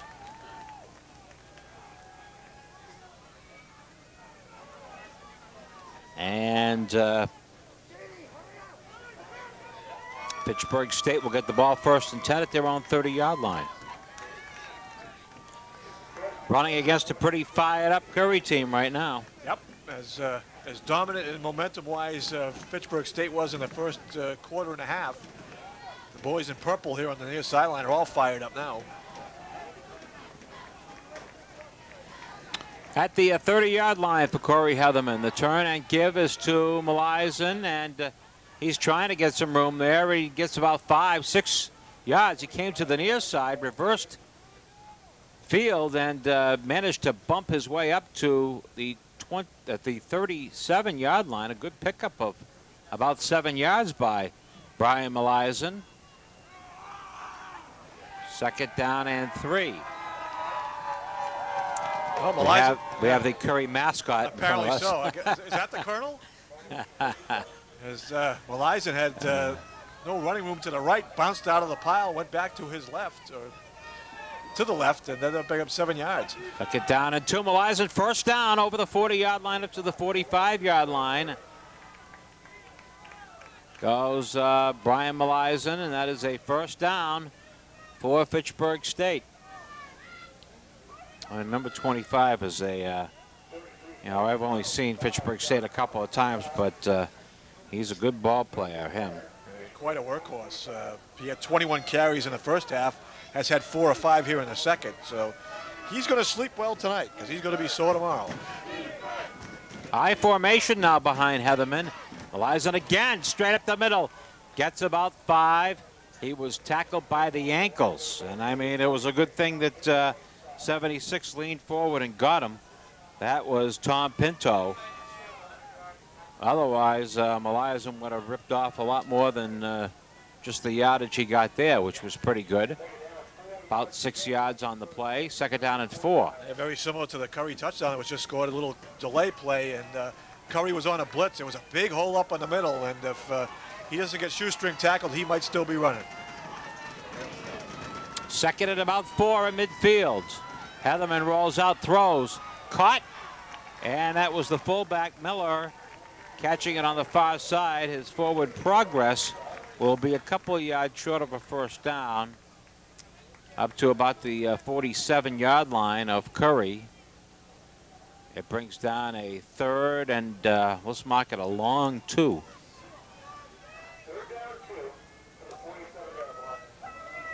Well, the kind of plays in a close game that you need to make to pick up the first downs and keep the football is third and a long, it is a long 2, almost 3 yards.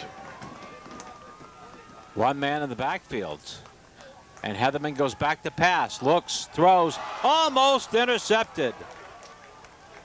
They tried to loop it up there, but Mark Stumpo, number 44, is the guy that got up and knocked it down. It goes incomplete. Fourth down. Fitchburg State will kick.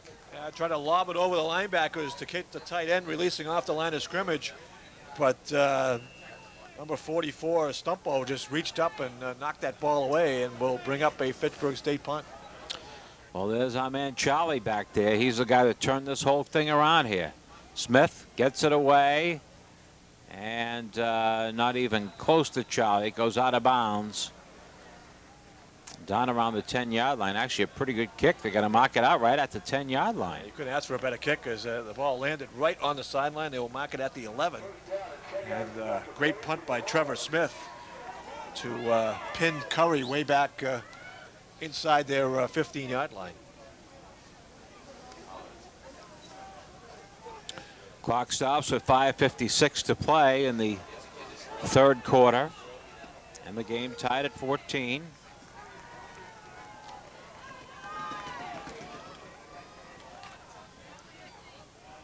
Pitch back and coming to the near side and struggling there is Benoit. Benoit got a yard on the play, and around the tackle for Fitchburg was Eugene Bouquet lost a little bit on the play. 2nd down and 11. Yeah, Halloran back in a quarterback too. So apparently they give one series or two to the backup quarterback, but Halloran's going to be the main guy. At the 11-yard line, Halloran turns and gives to the far side. That is Jordan. And Jordan twists his way up to about the 19-yard line. A couple of bodies go flopping him over there. According to John Herco, was one of those guys falling over him. Short of a first down. 3rd and a long 2. Closer to 3. For a first down here. Big play for Fitchburg State. I'm sure they'd look to keep him down here and get good field position. Well, they had a shot to bring Jared Jordan down at the line of scrimmage, but a couple of missed tackles let him pick up 8 yards. Up the middle they go, and getting a first down up to the 23-yard line was Brendan Benoit. First down. I thought that was Benoit. I believe it was. Curry gets the first down. At the 24-yard line, first down and 10 for Halloran. Halloran rolling out to the near side, looks, pump fakes. He's in trouble, and down he goes. Fitchburg State's number 10, Eugene Bouquet, was down there. Also down there was number 27. There he is, Jonathan Sweeney.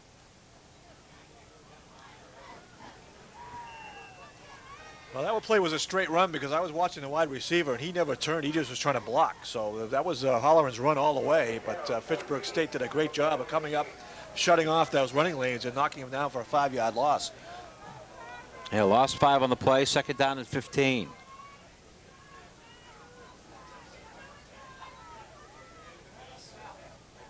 Halloran turns, and here's the pitch. Coming to the near side is Benoit. Benoit taken down by Jonathan Sweeney. Flag thrown by the referee, which is almost always a legal motion. Frank Formularo was over there as well. Referee talking with Formularo now.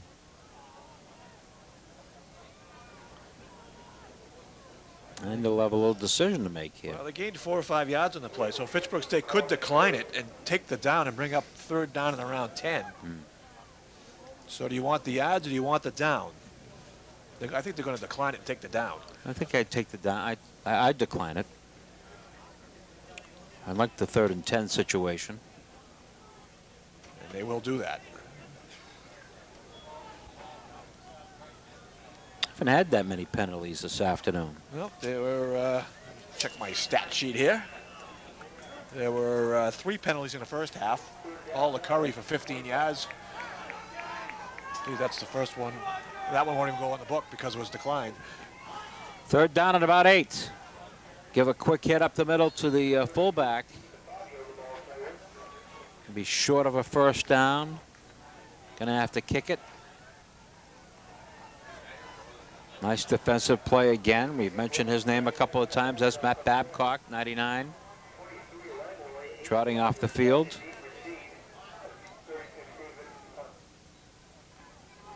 Kick is away. And it sails down to Langlois, 30-yard line, heading to the far side. Langlois trying to get around the corner and can't quite do it.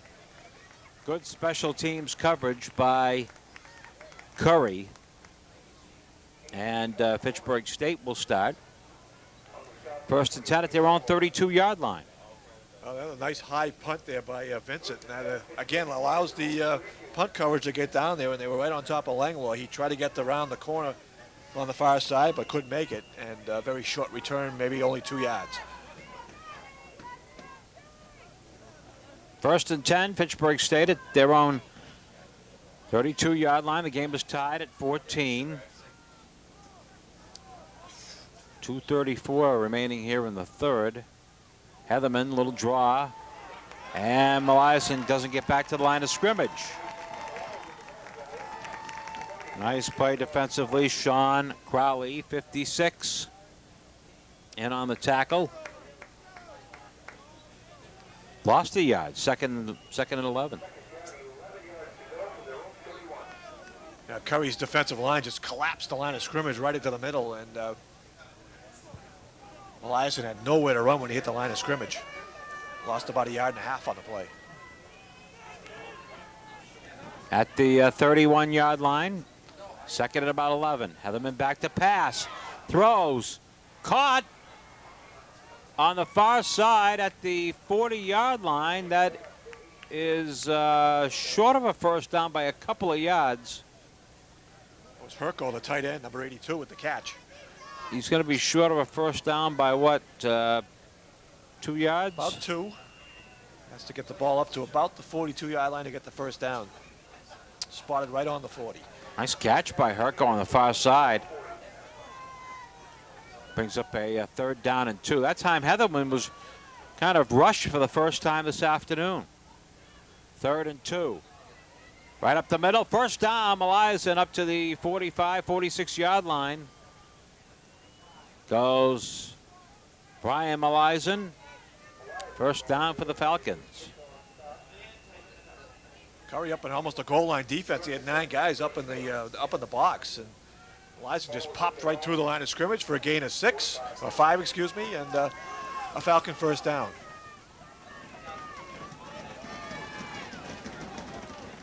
Backs are split. Now they go into an I formation behind Heatherman, who drops straight drop back to pass. In trouble, and down he goes. I think that's the first sack of the day. And the very pesky Crowley, 56, was there on the play. Back to the 39-yard line. Loss of 6, 2nd and 16. Well, Curry guessed correctly that time with the blitz as they blitzed a couple of linebackers, including number 56, as you mentioned, Sean Crowley, who was in on the sack. And a loss of 6 on the play. Back to the 39-yard line. Here's the give to Meliason, straight up the middle. Curry tried to strip the ball there. Meliason gets up close to the 45-yard line, following the blocking of big number 71, Phil Harris.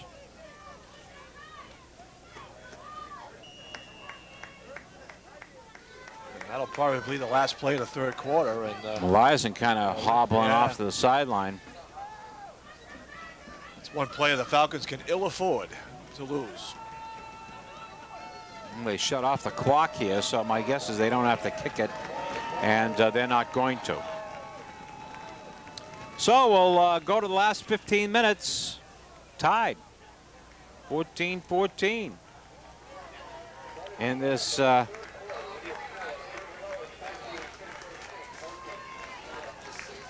NEFC championship game.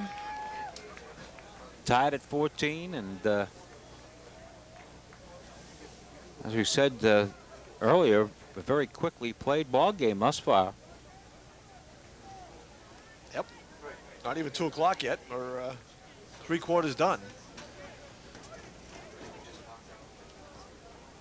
Of course, we're used to watching games on TV with all the commercials. That's why the game actually doesn't take that long. It's the thousands of commercials that are in there for television.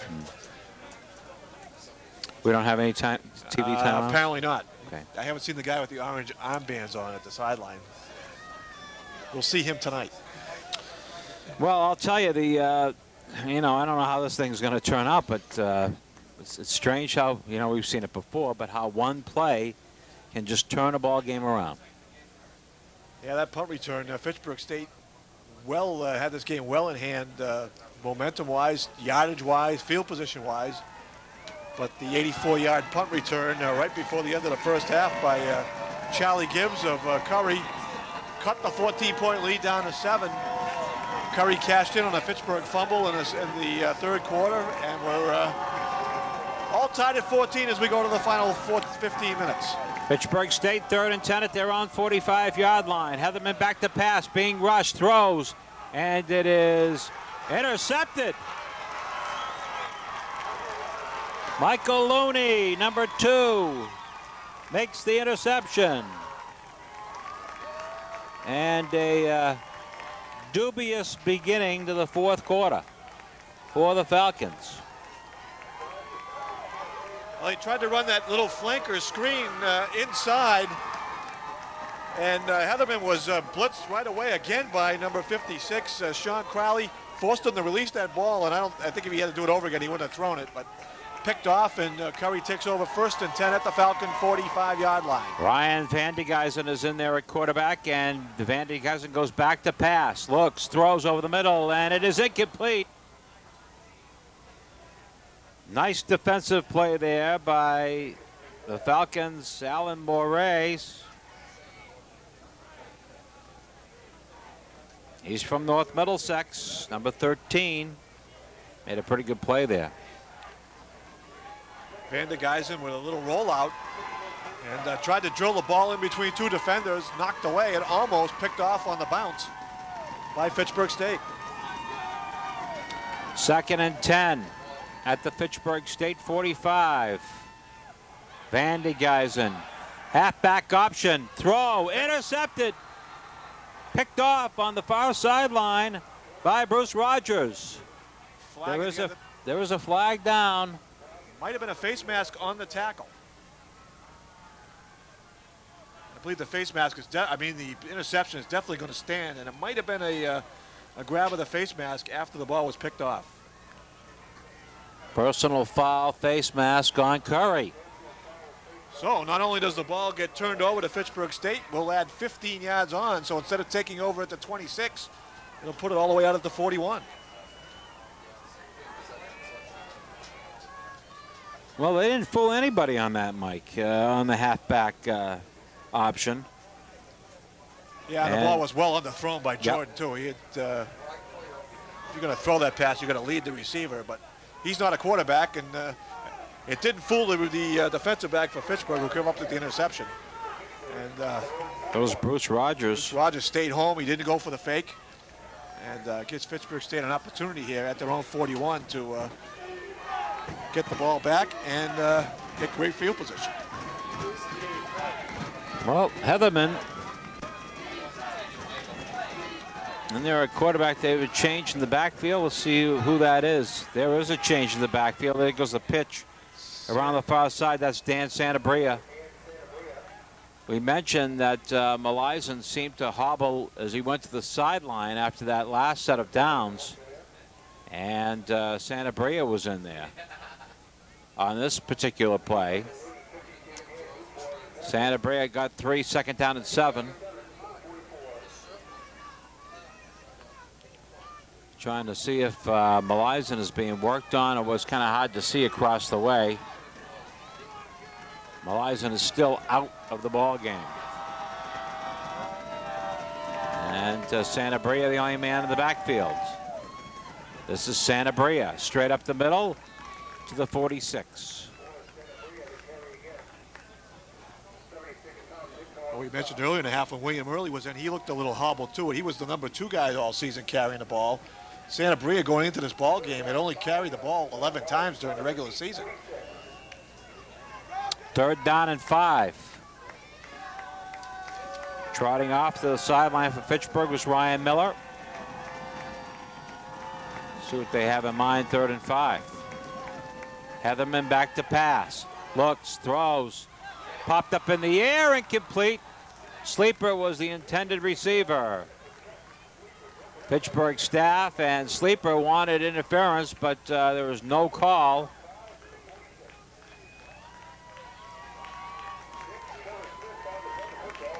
And Fitchburg State's going to have to kick it. Yeah, Sleeper thought number 6, Lamar Monterio, got there a little bit early. Tough to tell, looked pretty close.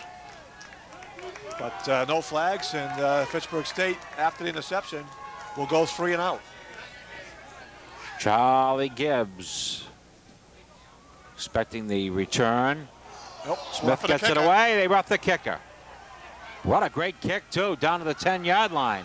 Gibbs 20, 30, 40. Along the Fitchburg State sidelines, knocked out of bounds at the 45-yard line, but coming back. It's coming back. Roughing the kicker. And this won't matter whether it's running into a roughing, because if even the 5 yards will give him the first down, but he got clocked pretty good. I think it's going to be a 15-yard penalty. Boy, number 6 over there for Curry seems to be doing a lot of talking to the Fitchburg State bench. Yeah, a couple of times he's been over there jabbering to people. Jeez. And,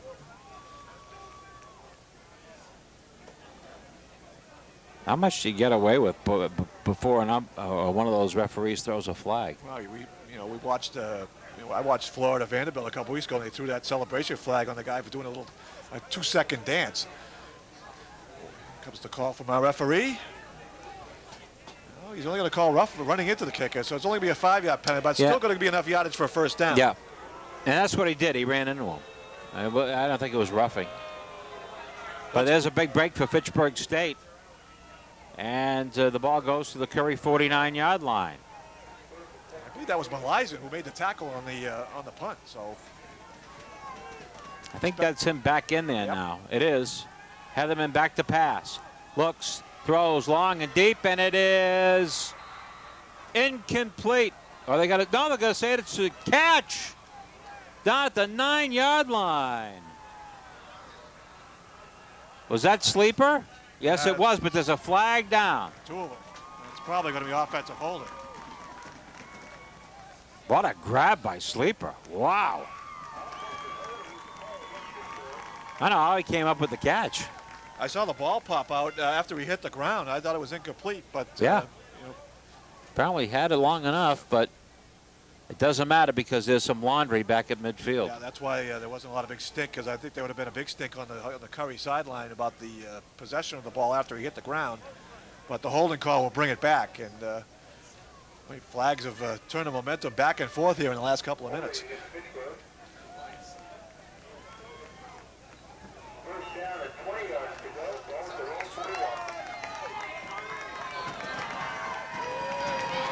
At the 41-yard line, they're going to mark this now. First down and 20 for Fitchburg State. Heatherman's pass, and it is incomplete. Over the middle, the intended receiver was Dan Langlois. It'll be a second down and 20. Just kind of watching during the game once in a while Steve Nelson's demeanor on the sidelines. Seems very quiet and kind of obediently. One of the officials says to step back a little bit, and he does, and he tells everybody else to step back.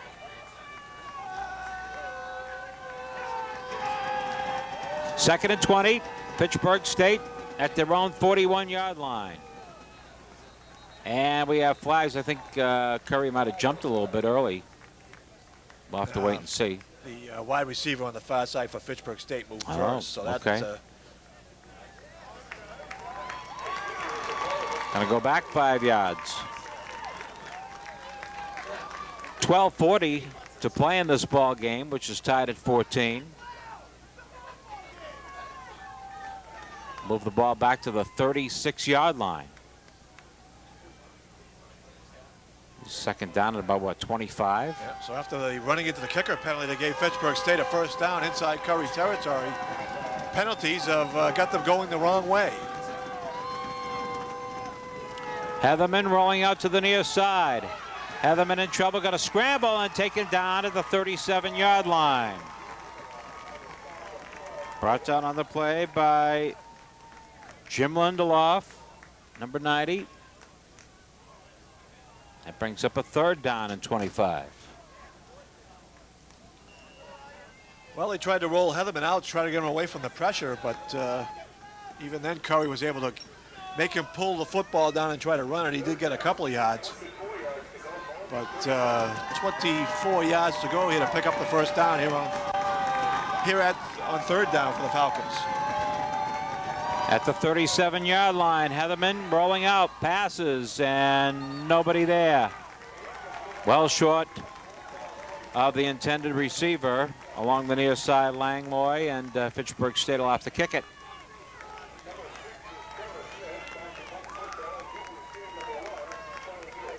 Oh, another big swing here. That holding penalty would took away about a 50-yard pass gain that would have given Fitchburg State a 1st and goal at the 9. Instead, forces them to kick with a long 4th down. Trevor Smith will be doing the kicking. Low snap, nice pickup by Smith, and he gets it away. Gibbs calling for a fair catch at the 25-yard line. And that is where the Colonels will come out, 1st and 10 at their own 25-yard line, and the clock showing 11:45 to play in a tie ball game.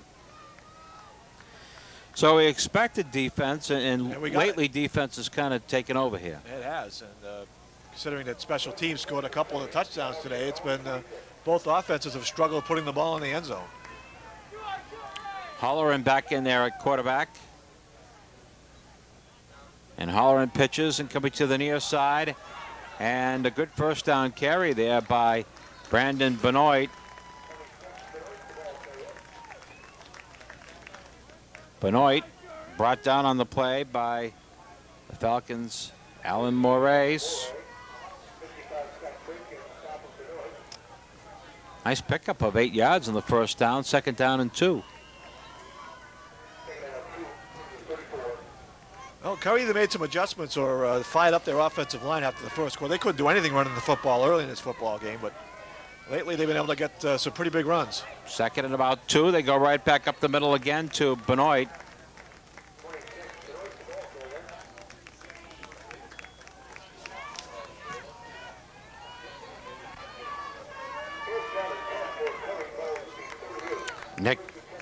Nick Piscinelli in there on the stop for Fitchburg State. 1st and 10. Colonels at their own 38-yard line. Holleran calling signals. Here's Benoit to the far side. Flags go down at the 40. Benoit goes down at about the 44. Tim Bean made the tackle for Fitchburg State. But we do have a penalty, and as you can see, it's going to be against Fitchburg State. Now, Fitchburg State moved, and that's one of those calls I don't like because the guy that moved was all the way on the other side of the field. Now, if the near official didn't see him jump offside, how come the guy that was about 50 yards away threw the flag? Because he saw him. Well, what was the other guy looking at then? Something else. He's looking right at the guy that moved. 1st and 5 as they put the ball up to the 43-yard line. Holleran pitch. Here's Benoit. Benoit gets by a man at the line of scrimmage and then takes a real whack at the 46. Josh Croft. There he is, 44 in on the tackle. Gain of a couple, 2nd and 2. Right in front of us at the 46-yard line. That's the Curry 46. 10 minutes to go in the ball game. Game tied at 14. Fitchburg looked like they jumped offside again, but they got back. And it's Benoit. Fumble. Fumble? I haven't heard a whistle. Have you heard a whistle? I didn't hear one. Run! Run, Forrest, run! Well, apparently he was. I didn't hear a whistle. I did not hear a whistle. Now I hear a whistle. One of the players injured. I never heard a whistle on that. Did they call Fitchburg? I didn't see a flag. Well, apparently they blew it dead, but everybody stopped when the ball came rolling out of the pile. Yeah. The injured player was Brandon Benoit. I think he's going to have to come off. Yeah, he has to come out of the game for at least one play, or they have to call a timeout, and I don't think they'll burn a timeout. Brandon Benoit is a senior, 5'9", 180 from Stamford, Connecticut.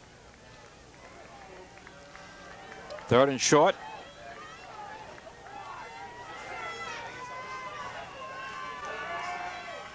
Yeah, that was weird. I could not hear any kind of whistle. Must have been 3rd and about a yard. It was a short tweet. It must be one of those P-less whistles. Third and short, and getting the first down, plowing ahead is Jordan to the 50-yard line.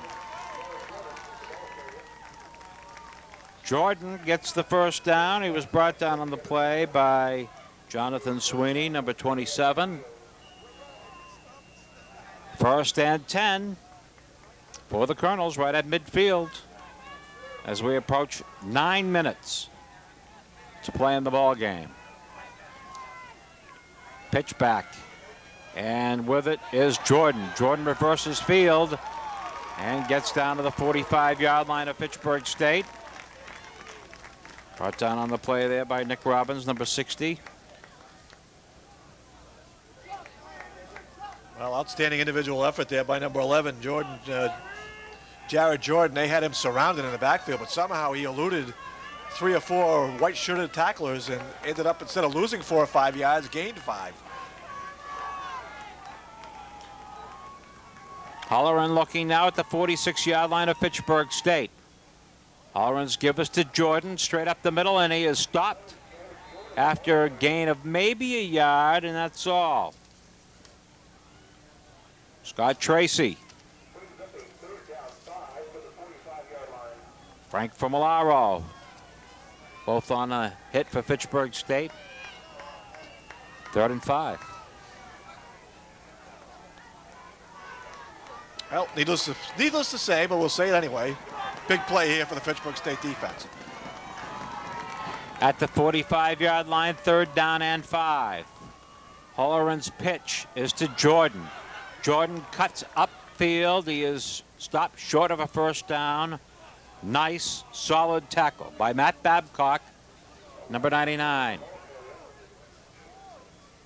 Short of a first down by 2. 4th and 2. Steve Nelson. The crowd's yelling, go, go, go, but it's a long 2 yards. You've got Fitchburg State on their heels. You still got 7.5 minutes. If Fitchburg State stops you here, they get good field position. I'd watch out for the fake here. I think the punt is the prudent move. Well, we'll see what they're going to do. They snap it back, and it looks like he's going to fake. Head to the far side, and then finally kick it. And this is going to go right down. What a great kick. All the way down to the 1-yard line. Wow. What a play that was. David Vincent went to the far side and then kind of pooched it down. You couldn't ask for a better kick out of the 1-yard line. That's when you show a lot of confidence in your punter to make the right decision. He rolls out. If he doesn't see the pressure there, he just turns it up and runs it. But he was able to kick it on the run. And when he's turned the corner, all the Fitchburg State players came up, so there was nobody back to get the punt. Surrounded by Colonel players at the 1-yard line, and now Fitchburg State has a long way to go.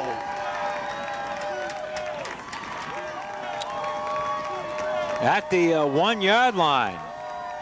First down and 10, and Heatherman's going to go back to pass. Look, throws, and he overthrows Jason Sleeper at the 20-yard line. That's Justin Sleeper, pardon me. He overthrows Sleeper at the 20. That'll bring up a 2nd down and 10 right at the 1-yard line. Well, I like the call, coming out with a little play-action pass to try to get some yardage out from your own goal line, but Sleeper was double covered that time. One of the few times in this afternoon's game where Curry has used double coverage on somebody. That time it was Sleeper, and he was unable to come up with the catch. At the 1-yard line, Heatherman back to pass. Looks, throws, caught at about the 6-yard line. That pass was to Caleb McKenzie. Gibbs in on the tackle. See where they put that ball down. It's about the, 9-yard like it's line? right around the 9. They've got 3rd down and about 3. Yep. 6.5 minutes to play in the ball game. Just tied at 14. Heatherman gives to Elizen. Straight up the middle. Going to be short of a first down, short of the 10-yard line. Looks like he's about a yard short of a first down.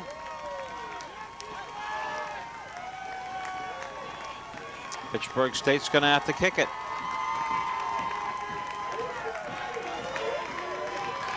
In comes Trevor Smith. Big kick coming up to Charlie Gibbs. Yeah, Curry's been very close all afternoon to a blocking, too. Smith has it, gets it away. Sailing down to Gibbs at the 45, right up the middle 40. 35, and then taken down at the 35-yard line. Bob Herco, and on the play for Fitchburg State, number 82. So the Colonels have great field position here at the 34-yard line of Fitchburg State. 1st and 10 at the 34. And Holleran in there at the quarterback slot. Holleran's turn and give to Benoit. Benoit on his feet. Benoit down to the 30-yard line. They're going to rule him down at about the 22-yard line. Goes Benoit. Well, Fitchburg State's defense starting to show a little bit tiredness as they've been out on the field for a long time here in the second half. They had the ball carrier tackled at the line of scrimmage, but he just ran right through it and picked up about 12 yards.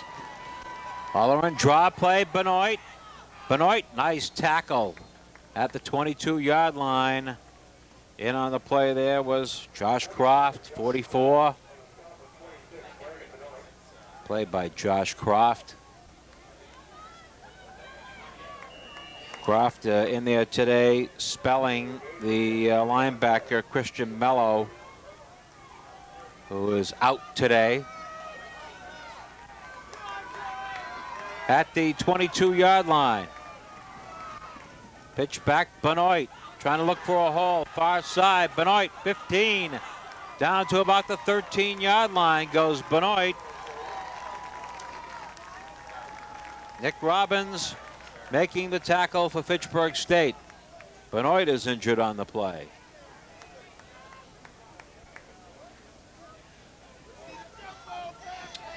Second time this afternoon. The last time on the last possession he got right back up. This injury, however, seems to be a little bit more significant as the training staff for Curry goes all the way across the field. Do they have a measurement for a first down here? I'm trying to see where they spotted the football, as they do bring the sticks out, and it is a couple of links short. A little bit short? Yep. Steve Nelson goes walking out. Check on his player.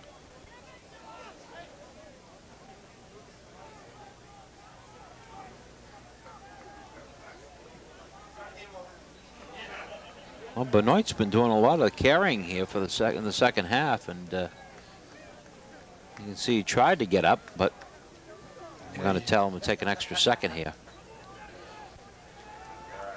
Yeah, according to our depth charts, he's not even in the starting lineup, but he's done an outstanding job along with Jared Jordan, number 11, doing most of the ball carrying for the Colonels. They don't seem to be overly concerned.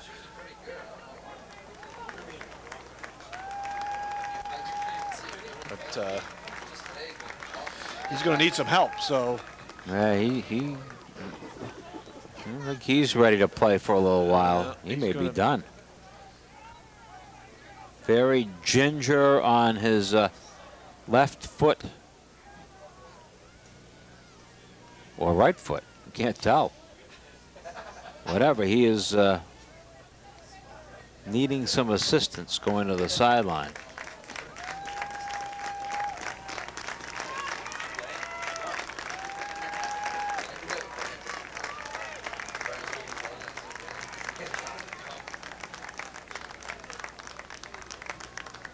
They were a little bit short of a first down. Yeah, they marked it. The referee picked up the chain when he walked out, and it looked like he had a couple of links in his hand.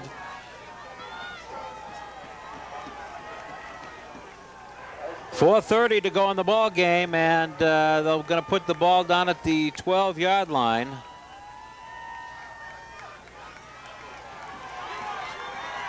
Where they won't have much to go for a first down. Halloran at quarterback. Gibbs. To Gibbs, I believe that was. And no, it wasn't Gibbs. That was Jordan. And to see if he got the first down. Look, he didn't need much. He kind of hurdled over the top there. Of course, it depends on where they spot the ball. And they're going to measure it. Looks like he didn't get too much. Where he hurdled, he was about 3 yards deep in the backfield. Yeah. And he landed on top of the pile and was able to roll a little bit forward. And that last little bit of roll might have been enough to get him the first down. Yep. And He's going to be out. short. Short. He actually lost yardage. Wow. Well, so here's a big call for Steve Nelson. How good's your field goal kicker? Yeah, you got a kicker? I was watching his field goal kicker earlier. He was hitting them. But, you know, you talk about the far hash mark, and I don't know. I don't think Nelson's thinking twice about it. He's going for it.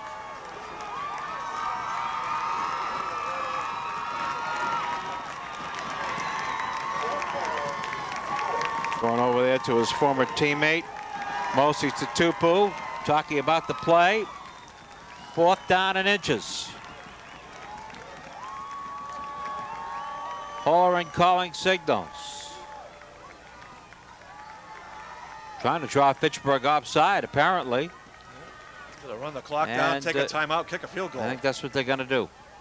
They're going to take a timeout. So,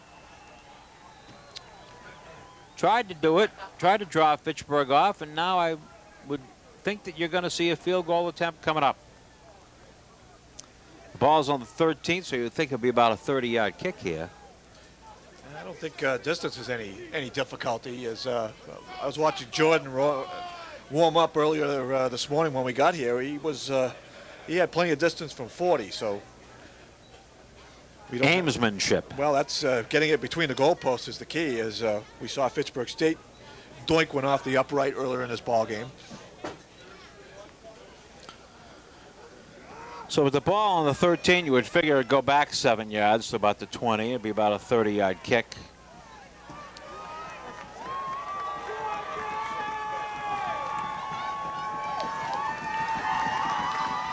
Kicker, I believe, is David Vincent. Yep. And it is Vincent. And they're going to put it right at the 20-yard line. And it'll be a 30-yard kick for the lead. Snap is down. Vincent's kick is up, and he missed it to the left. Missed it to the left. Wow. Kind of a line drive kick, and did not hook it in there, and it goes no good. So Fitchburg State dodges a bullet here, and it remains tied at 14 with 3:43 to play. That's a huge bullet. The way Fitchburg State struggled to move the ball here in the second half. But now you're at 3:43, and you're almost in the sudden death now. And they'll start 1st and 10 at their own 20-yard line.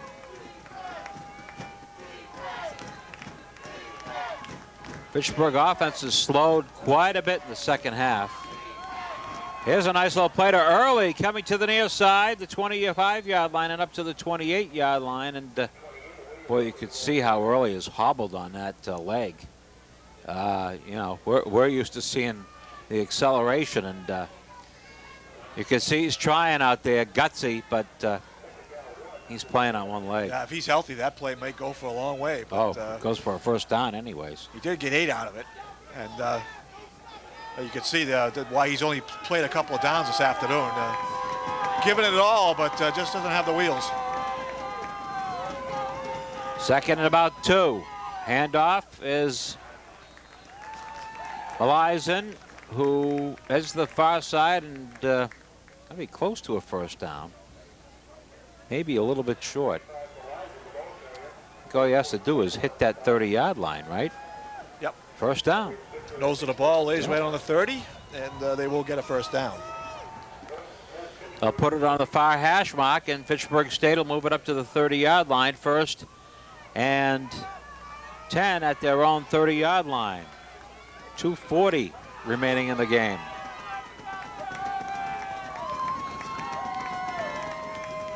Heatherman's give, Malizan on the far side, and Malizan brings the ball up close to the 35-yard line.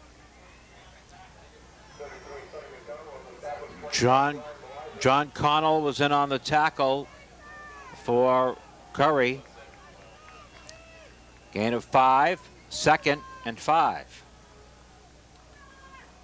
Fitchburg State with all 3 of their timeouts left as we come up on the 2-minute mark. There is no 2-minute warning, so the clock will not stop. It'll just keep on rolling. The 35-yard line. Heatherman back to pass. In trouble. Decked. Back at the 27-yard line. Michael Forbes, among others, in there wearing number 10. Loss of a few on the play. Back to the 27-yard line. That will bring up a 3rd down and 13. Clock continuing to run. 1:20 to play in the ball game, or before overtime. Heatherman rolling out to pass. Looks, throws, caught at the 36, and winding up a little bit short of a first down. About 3 yards short of a first down was Langlois. And we'll see where the forward progress is going to be. Going to put it right at the 38, 4th and 2. Fitchburg State's going to have to kick.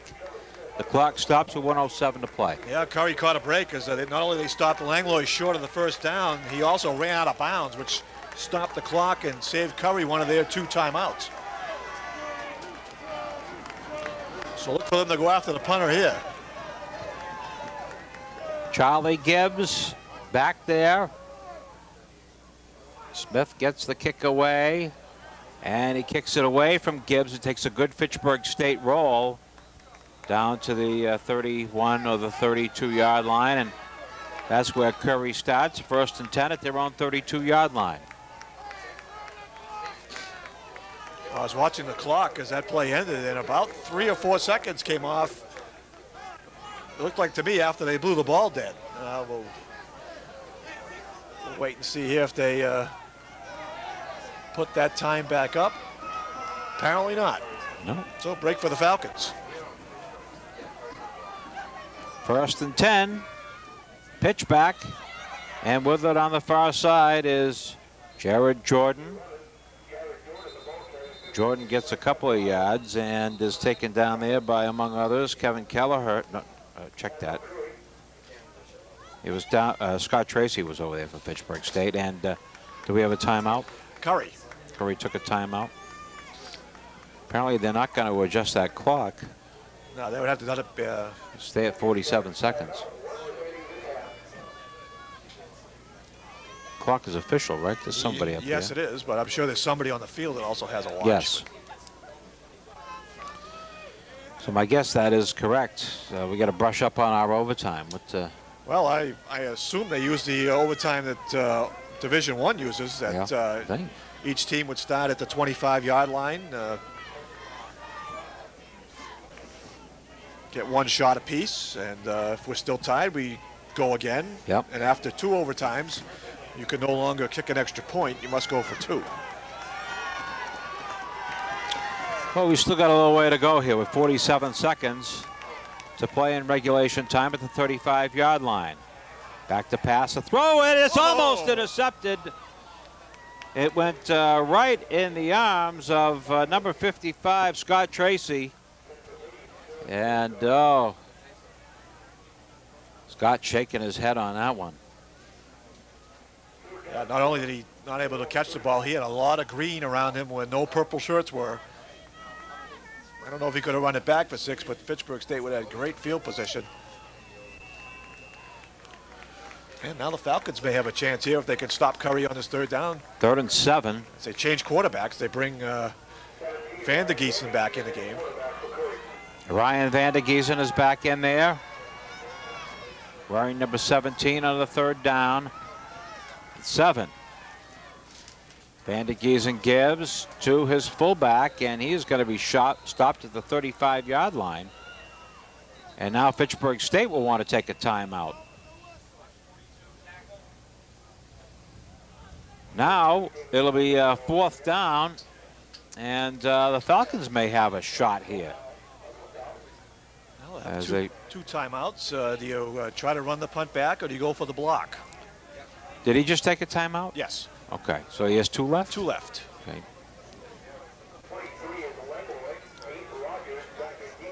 There have been a couple of low snaps in this afternoon's game on both sides during punts. In fact, Vincent made a great play earlier in the game where he had a low snap, but he kind of rolled out, got out of the way of pressure, and was able to kick the ball away.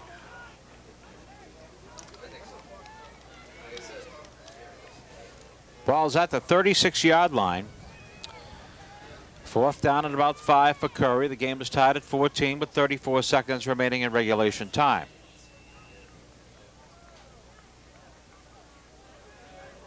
We can expect to see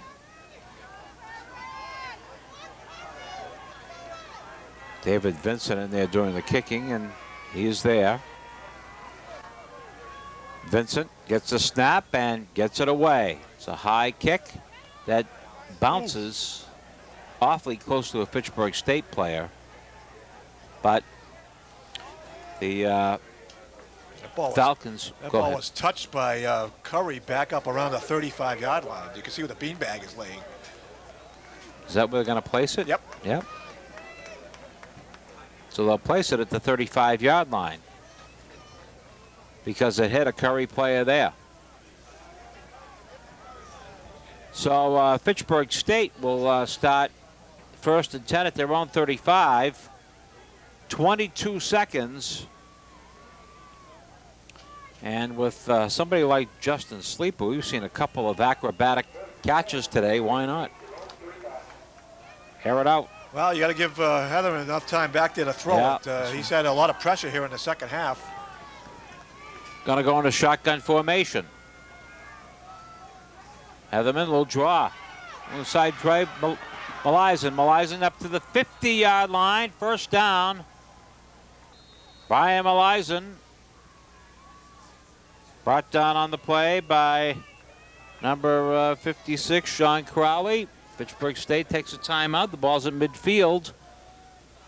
They got one more timeout left with 16 seconds remaining in regulation time. Yeah, pretty good call in the shotgun formation.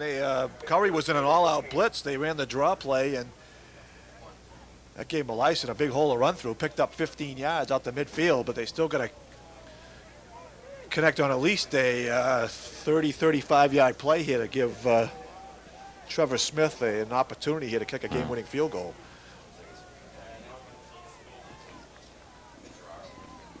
He will have a, well, there's actually no wind as I look at the flag off to our left. First half pretty much dominated by the Falcons. The second half, Curry has really picked it up. Yeah, it's been pretty much time of possession was 20-10 in the first half by Fitchburg State. I would bet that it's pretty close the other way here in the second half. Probably, yep. 1st and 10 for the Falcons of Fitchburg State, right at midfield. Heatherman will go into a shotgun formation. Goes back to pass. Has some time, throws it. It is caught at the 30-yard line, the 28-yard line. Langlois made the catch, a beautiful pass by Heatherman, and Langlois made the reception at the 28-yard line. Fitchburg State takes a timeout with 10 seconds to play. Now again, they could have gone up to the line of scrimmage and spiked the ball and saved that timeout, try to get the field goal unit out. Now you've got to either throw the ball to the sidelines or throw it in the end zone, because if you get tackled in the field of play, you're not going to have enough time to get the field goal unit out there. So if you throw it in the field of play, unless you pick up a 1st down, you might be able to run the Chinese fire drill off the sideline and get the field goal unit out there. But it's going to be very difficult. Well, Trevor Smith has hit some long field goals here, and I mean, I don't know how many more yards you need. I mean, if he were to, right now, it would be another 7 yards, be 44-yarder. Yep. He probably has the leg, but maybe they're going to give it a shot. I don't know.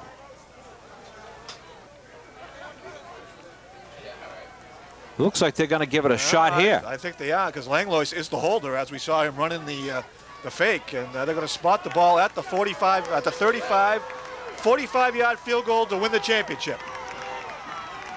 And I would expect Curry here to call their timeout to ice him. Trevor Smith attempting a 45-yard field goal, and Curry take a timeout. Yes. Yep.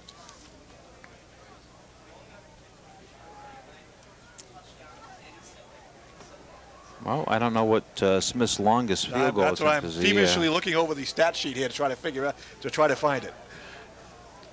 He's hit some pretty long ones. He's got a strong leg. He's not going to get any help from the wind as we kind of look at the ribbons. They're not moving at all. Going to be lined up on the far hash mark.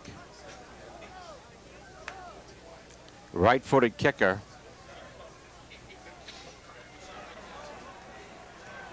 Doesn't have his long in the stats.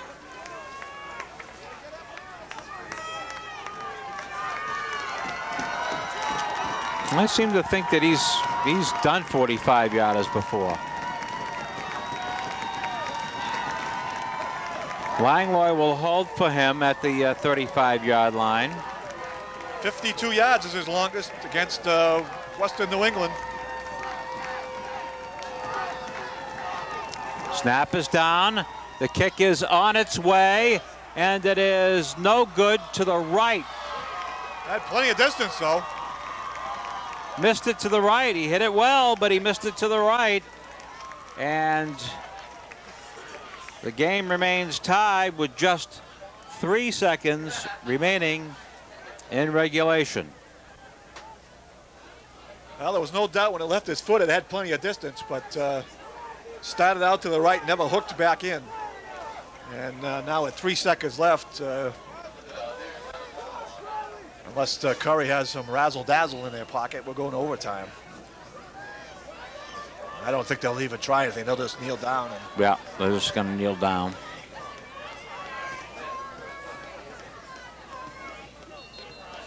They take a knee, and we'll go into overtime.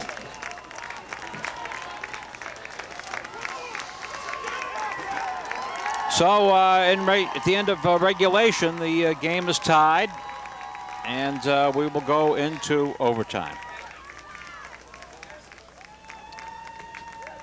Well, we'll have a coin flip, and the team that wins the flip has 3 choices. They can play offense, they can play defense, or they can choose which end of the field to play at.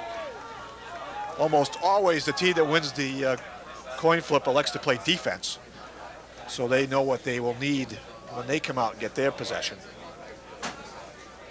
And at this field, either end really doesn't matter because there's no big crowd on either end.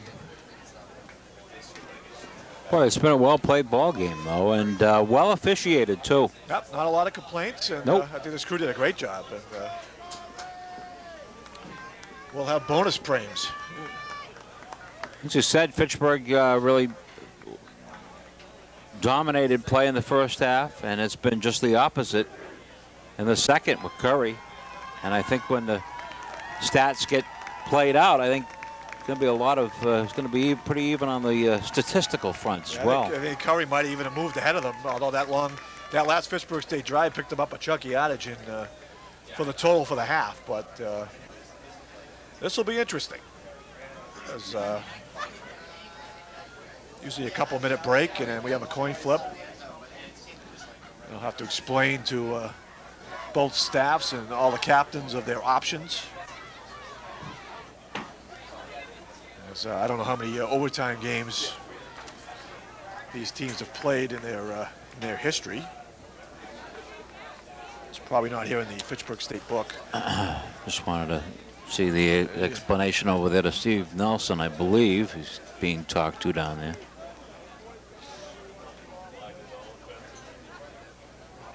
Nice crowd today here at Curry College in Milton. Beautiful campus here in Milton. Yeah, good representation from Fitchburg, too. Yeah, a lot of people from Fitchburg State. Across the way, the bleachers are pretty well full across there, and a lot of people standing. They're even people sitting in the auxiliary seats over there at the corner of the end zone. Both sides of the end zone, both end zones are pretty well lined with people.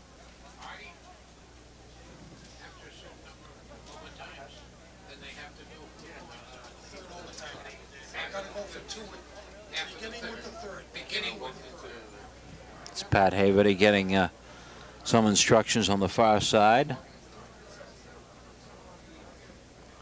They're on the sun side too over there today, aren't they? Yeah, well, if it had been a cold day, they would have been fortunate, but people in front of us are bundled up a little bit. They're not getting any sun. no.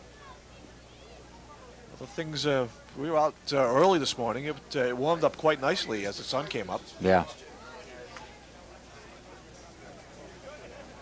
Coach Haverty, hour or so ago, was kind of smiling and laughing with the referees. So he's still kind of managing a smile over there while munching on a piece of gum. Carmi Cesare with him over there. This is more of to give each team a rest than to. Yeah. The rules aren't that longish to have to spend this much time explaining options and things, but give each team a chance to catch their breath here.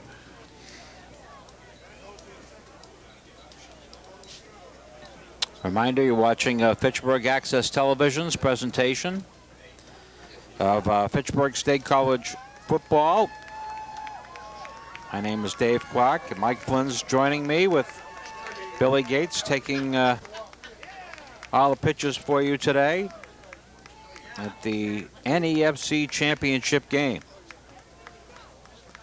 We're on loan from WEIM, AM 1280 radio, and had a lot of fun this afternoon here at Milton watching a good ball game. And as you said, Mike, kind of a rest period. I believe it's 2 or 3 minutes. Because when you watch the games on TV, they just go to a bunch of commercials, so you don't notice this. But here they've given each team a good break to catch their breath and explain all the overtime rules to them. And now the captains will go out to midfield for the coin toss for overtime. Very fast ball game today. I mean, we started at noon. It's about 2:45 now, so that's a pretty fast ball game for college football. And now we'll see who gets the flip and what they're going to do.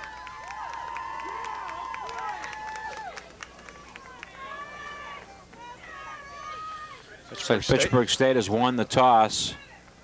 I'm sure they'll play defense.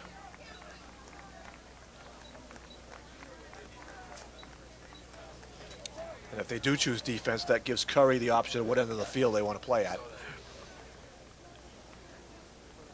Saw Curry point as if to go, we want to go that way. So Curry will get the ball, and they will be going right to left. And do they stay down that way now when Fitchburg State gets the ball? We play down that end the rest of the game, I believe. I don't know. I thought there was, after so many attempts, that they changed, they flipped sides of the field. I'm not sure, but we alternate possessions. Should we go to, should we be tied after this first round, then Fitchburg State would go first the second overtime. So we alternate who goes first from here on out. So they'll put the ball at the 25-yard line. And Curry College will get the ball 1st and 10 at the 25-yard line. I'm a little surprised they decided to go this way because what breeze there is, they're now going into. Apparently they don't feel that's a factor. Not much of a breeze at all. Of course, they lost Brandon Benoit, number 26, late in the ball game, and he has not been back. Kevin Holloran is at the quarterback slot, number 25, and the pitch back goes to Jordan, I believe that is, coming to the near side of the 20-yard line, and he's taken down there. Josh Croft was over there for Fitchburg State. That was Jared Jordan. Also over there, Frank Famolaro. Gain of 5. 2nd and 5. They've rotated quarterbacks throughout the day. Kevin Holleran, 14, is in there now. Holleran, pitch back, Jordan. Jordan leaps through the air, has a first down, and piles down inside the 10-yard line.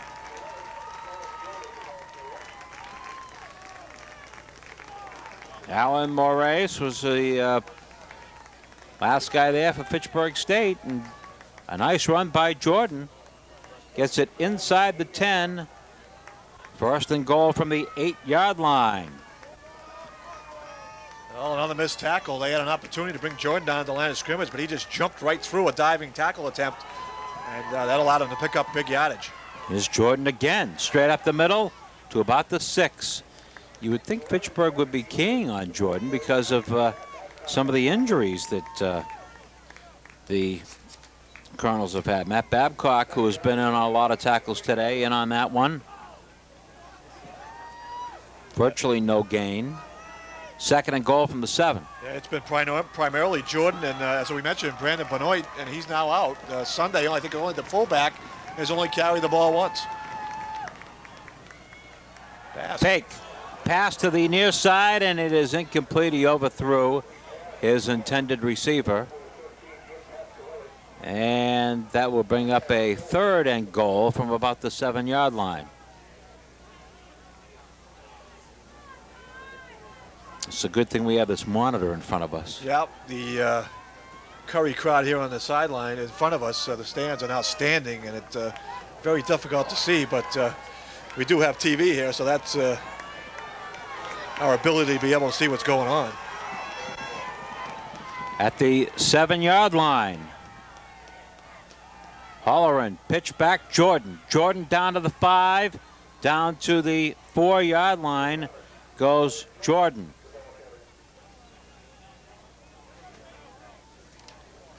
Famolaro in the tackle for Fitchburg State, number 56. 4th down. And we're going to have a field goal attempt. Looks like it's about the 12-yard line, 22-yard attempt. Vincent, snap down, kick up, and it is no good. No good. What, did he hook it left? Chunked it left. It looked like he kicked behind the ball and just pulled it. And, that's a tough angle. A little surprised that they didn't run that last play into the middle of the field to give him a straight-on kick. But had a tough angle, just pulled it left. And Fitchburg State now has an opportunity with just a field goal to win this championship. They'll get the ball at the 25-yard line. There is Corey Heatherman coming into the huddle. And let's see what Coach Haverty and staff have in mind. They led in this ball game at one point, 14-0. Right now it is 14-14 in overtime. First overtime. Come on with trip receivers to the far side. Quick pass to the far side is caught by Sleeper. Sleeper along the far side down to about the 17, 18-yard line. Sean Crowley, 56, made the tackle. It basically turns into a little screen pass to Sleeper as he had these 2 other receivers out front blocking for him and picked up a nice 7-yard gain on the play. Bring up a 2nd down and 3. All the action way off to our left here at Curry College. Melizan straight up the middle. 15, 10 to the 7-yard line. Brian Melizan, first down. Fitchburg State. And Melizan gets up. He was hit a little bit earlier, and he's gimping a little bit today. All right now, and Melizan's going to come out. Bring Santa Bria back in the ball game. Yep. Each team gets a timeout during the overtime, and Curry's going to take theirs right now.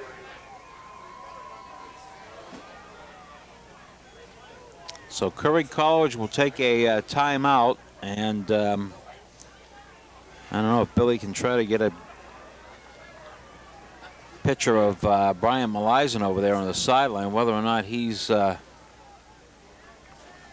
gonna get in there. I imagine he's getting work. I don't know if he had a Charlie horse, something along the lines of, but he's been the workhorse, and boy, they need him. Is that him? He wants to get back in. There he is. I think Curry might have done Pittsburgh State a favor there by calling the timeout. Yep, I think they did. And letting Malisen get back to health. He might have had to come out for a play. Santa Bria had run in the huddle. Yeah, and then Malisen went over and said, I'm back in, and Santa Bria checks out, and Malisen checks back in. They might have done Fitchburg State a bit of a favor there.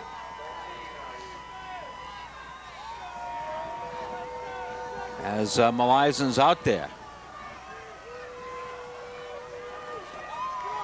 At the 8-yard line. Pitch back, Malisen. Malisen leans forward, maybe back to the line of scrimmage, and that's all. No gain. Mark Stumpo, 44, in on the play. And it lost a little bit back to the 9-yard line. Well, I think if you're going to try to score a touchdown and throwing the ball, you got to do it here. Because if you don't make it here, on third down, you want to put the ball right in the middle of the field and give Trevor Smith a straight-on shot. Yep.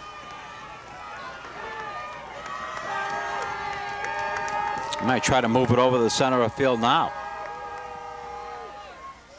There goes Santa Bria, heading a little bit closer to the center of the field, and getting down to about the 6-yard line goes Danny Santa Bria. 7-yard line. And they've got it pretty much in the middle of the field now for Trevor Smith.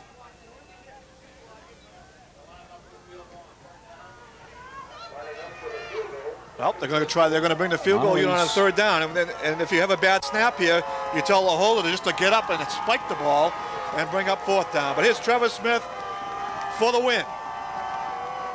It's like the 14-yard line, 24-yard kick. Snap down, blocked.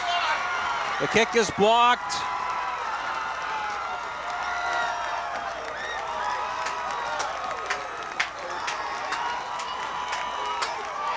And Curry dodges a bullet. That kick, Mike, didn't look like it got up. No, it never got high enough, as that ball was blocked way too easy on a short field goal to have gotten up to its proper height. So both teams have chip shot field goals in the first overtime, and they both can't complete them. And that'll bring up double overtime. Wow. Never got up. Never got up. Well, that was a great opportunity for the Falcons, and they were unable to cash in. And now we'll go into overtime number 2. Pretty sure that was Charlie Gibbs, number 1, who blocked that field goal, too.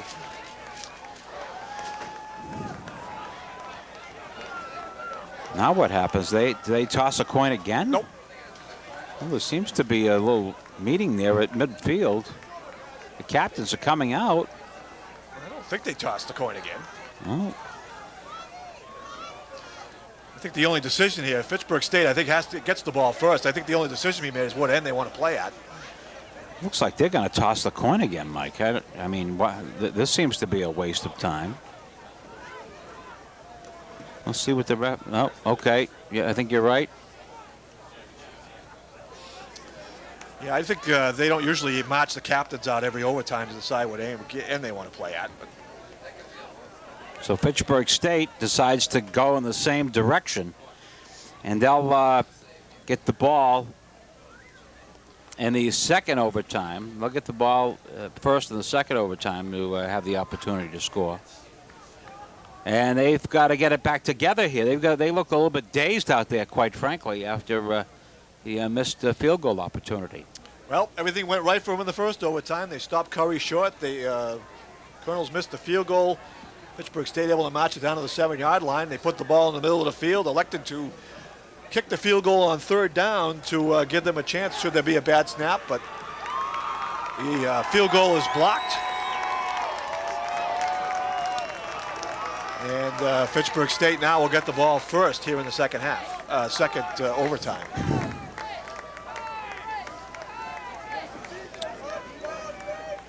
Well, been a great game this afternoon. We hope that you're enjoying the coverage of Fitchburg State College Falcon football on Fitchburg Access Television. 1st and 10 for the Falcons at the 25-yard line, beginning of the second overtime.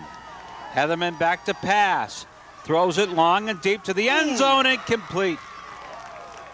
Sleeper was the intended receiver, and the ever-present Charles Gibbs, the senior from Providence, Rhode Island. LaSalle Academy is the guy that knocked it down. 2nd down and 10 at the 25. It looked like Sleeper did a great job, almost like a basketball player boxing out on a rebound. He tried to get Smith behind him, but he couldn't get up to the top of the ball and catch it. And Smith did a good job of yanking those arms open at the end of the play to make sure he didn't hold on. At the 25-yard line, Malizan straight up the middle. 5 yards, 6 yards for Brian Malizan. Getting it down to about the 19-yard line. Going to be short of a first down by about 4. 3rd down and 4. Boy, he's had a busy day, number 25. Yeah, he must be approaching about 40 carries, and that's a lot of touches. Put the ball at the 19. They've got to get to the 15 for a first down. 3rd down and 4. Malizan again, following his fullback, Miller, short of a first down to about the 17-yard line. And a decision time for Pat Haverty. Well, not very long as they trot Trevor Miller on the field. Trevor Smith coming on the field. 7, where are they going to mark this? The 17-yard line. They'll put it at the 25. It'll be a 35-yard kick. 35-yarder, snap down, kick up, and the kick is no good. He hit it to the right. And Curry will have an opportunity to win the ball game.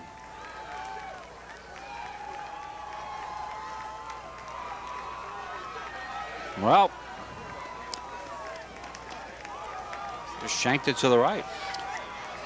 I'm a little surprised they ran the ball on 3rd down, but they try to put the ball in the middle of the field, give Smith the best opportunity to make it. But pushed that one off to the right, and now the defense is going to have to do what Curry's defense did in the first overtime, and that's stop them with no points. Well, Curry's hurting a little bit here, too, with their injured back. Here's Holleran giving the ball off to Jared Jordan, and Jordan cracks it to about the 22-yard line. Alan Moray's in there for Fitchburg. Also in there for Fitchburg State was Matt Babcock. They put the ball at the 21, gain of 4, 2nd down and 6. Well, so much for the field goal being automatic at this level. Yep. Pitch back, here's Jordan. Jordan skipping his way through. Looks like he's got a first down to the 14-yard line.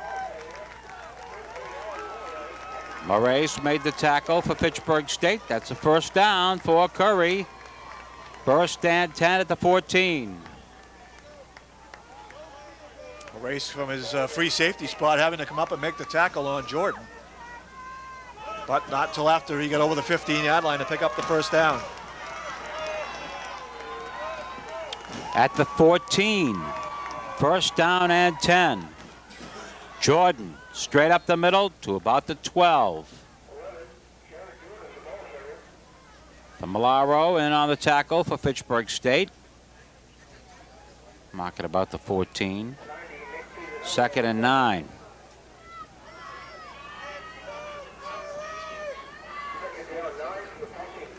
14-14, second overtime. Here in Milton, Massachusetts. Quick pitch. Here's Jordan again, right side. Jordan down to about the 10 and then thrown back. Alan Moraes, number 13. Hit on the tackle. Down to about the 10-yard line. They've got a third down and what, about 6? About 5. Tough to see people standing up in front of us.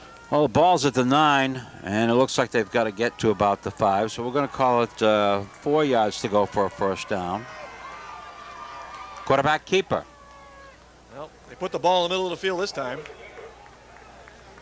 Maybe a yard or two. Some words being exchanged on the field. And now we're going to see the field goal attempt. David Vincent in the ball game. And Fitchburg State will take their timeout. Well, he's in the middle of the field, and what that ball is, what, about the 8-yard line? 7, about a 25-yard kick. Yep. And he is right smack in the middle of the field.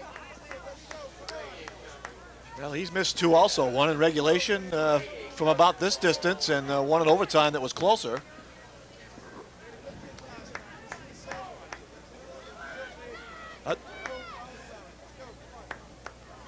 He has a chance to win it. Fitchburg State had a chance. Their chance to win it in first overtime. Now Curry has their chance. Almost from the identical spot.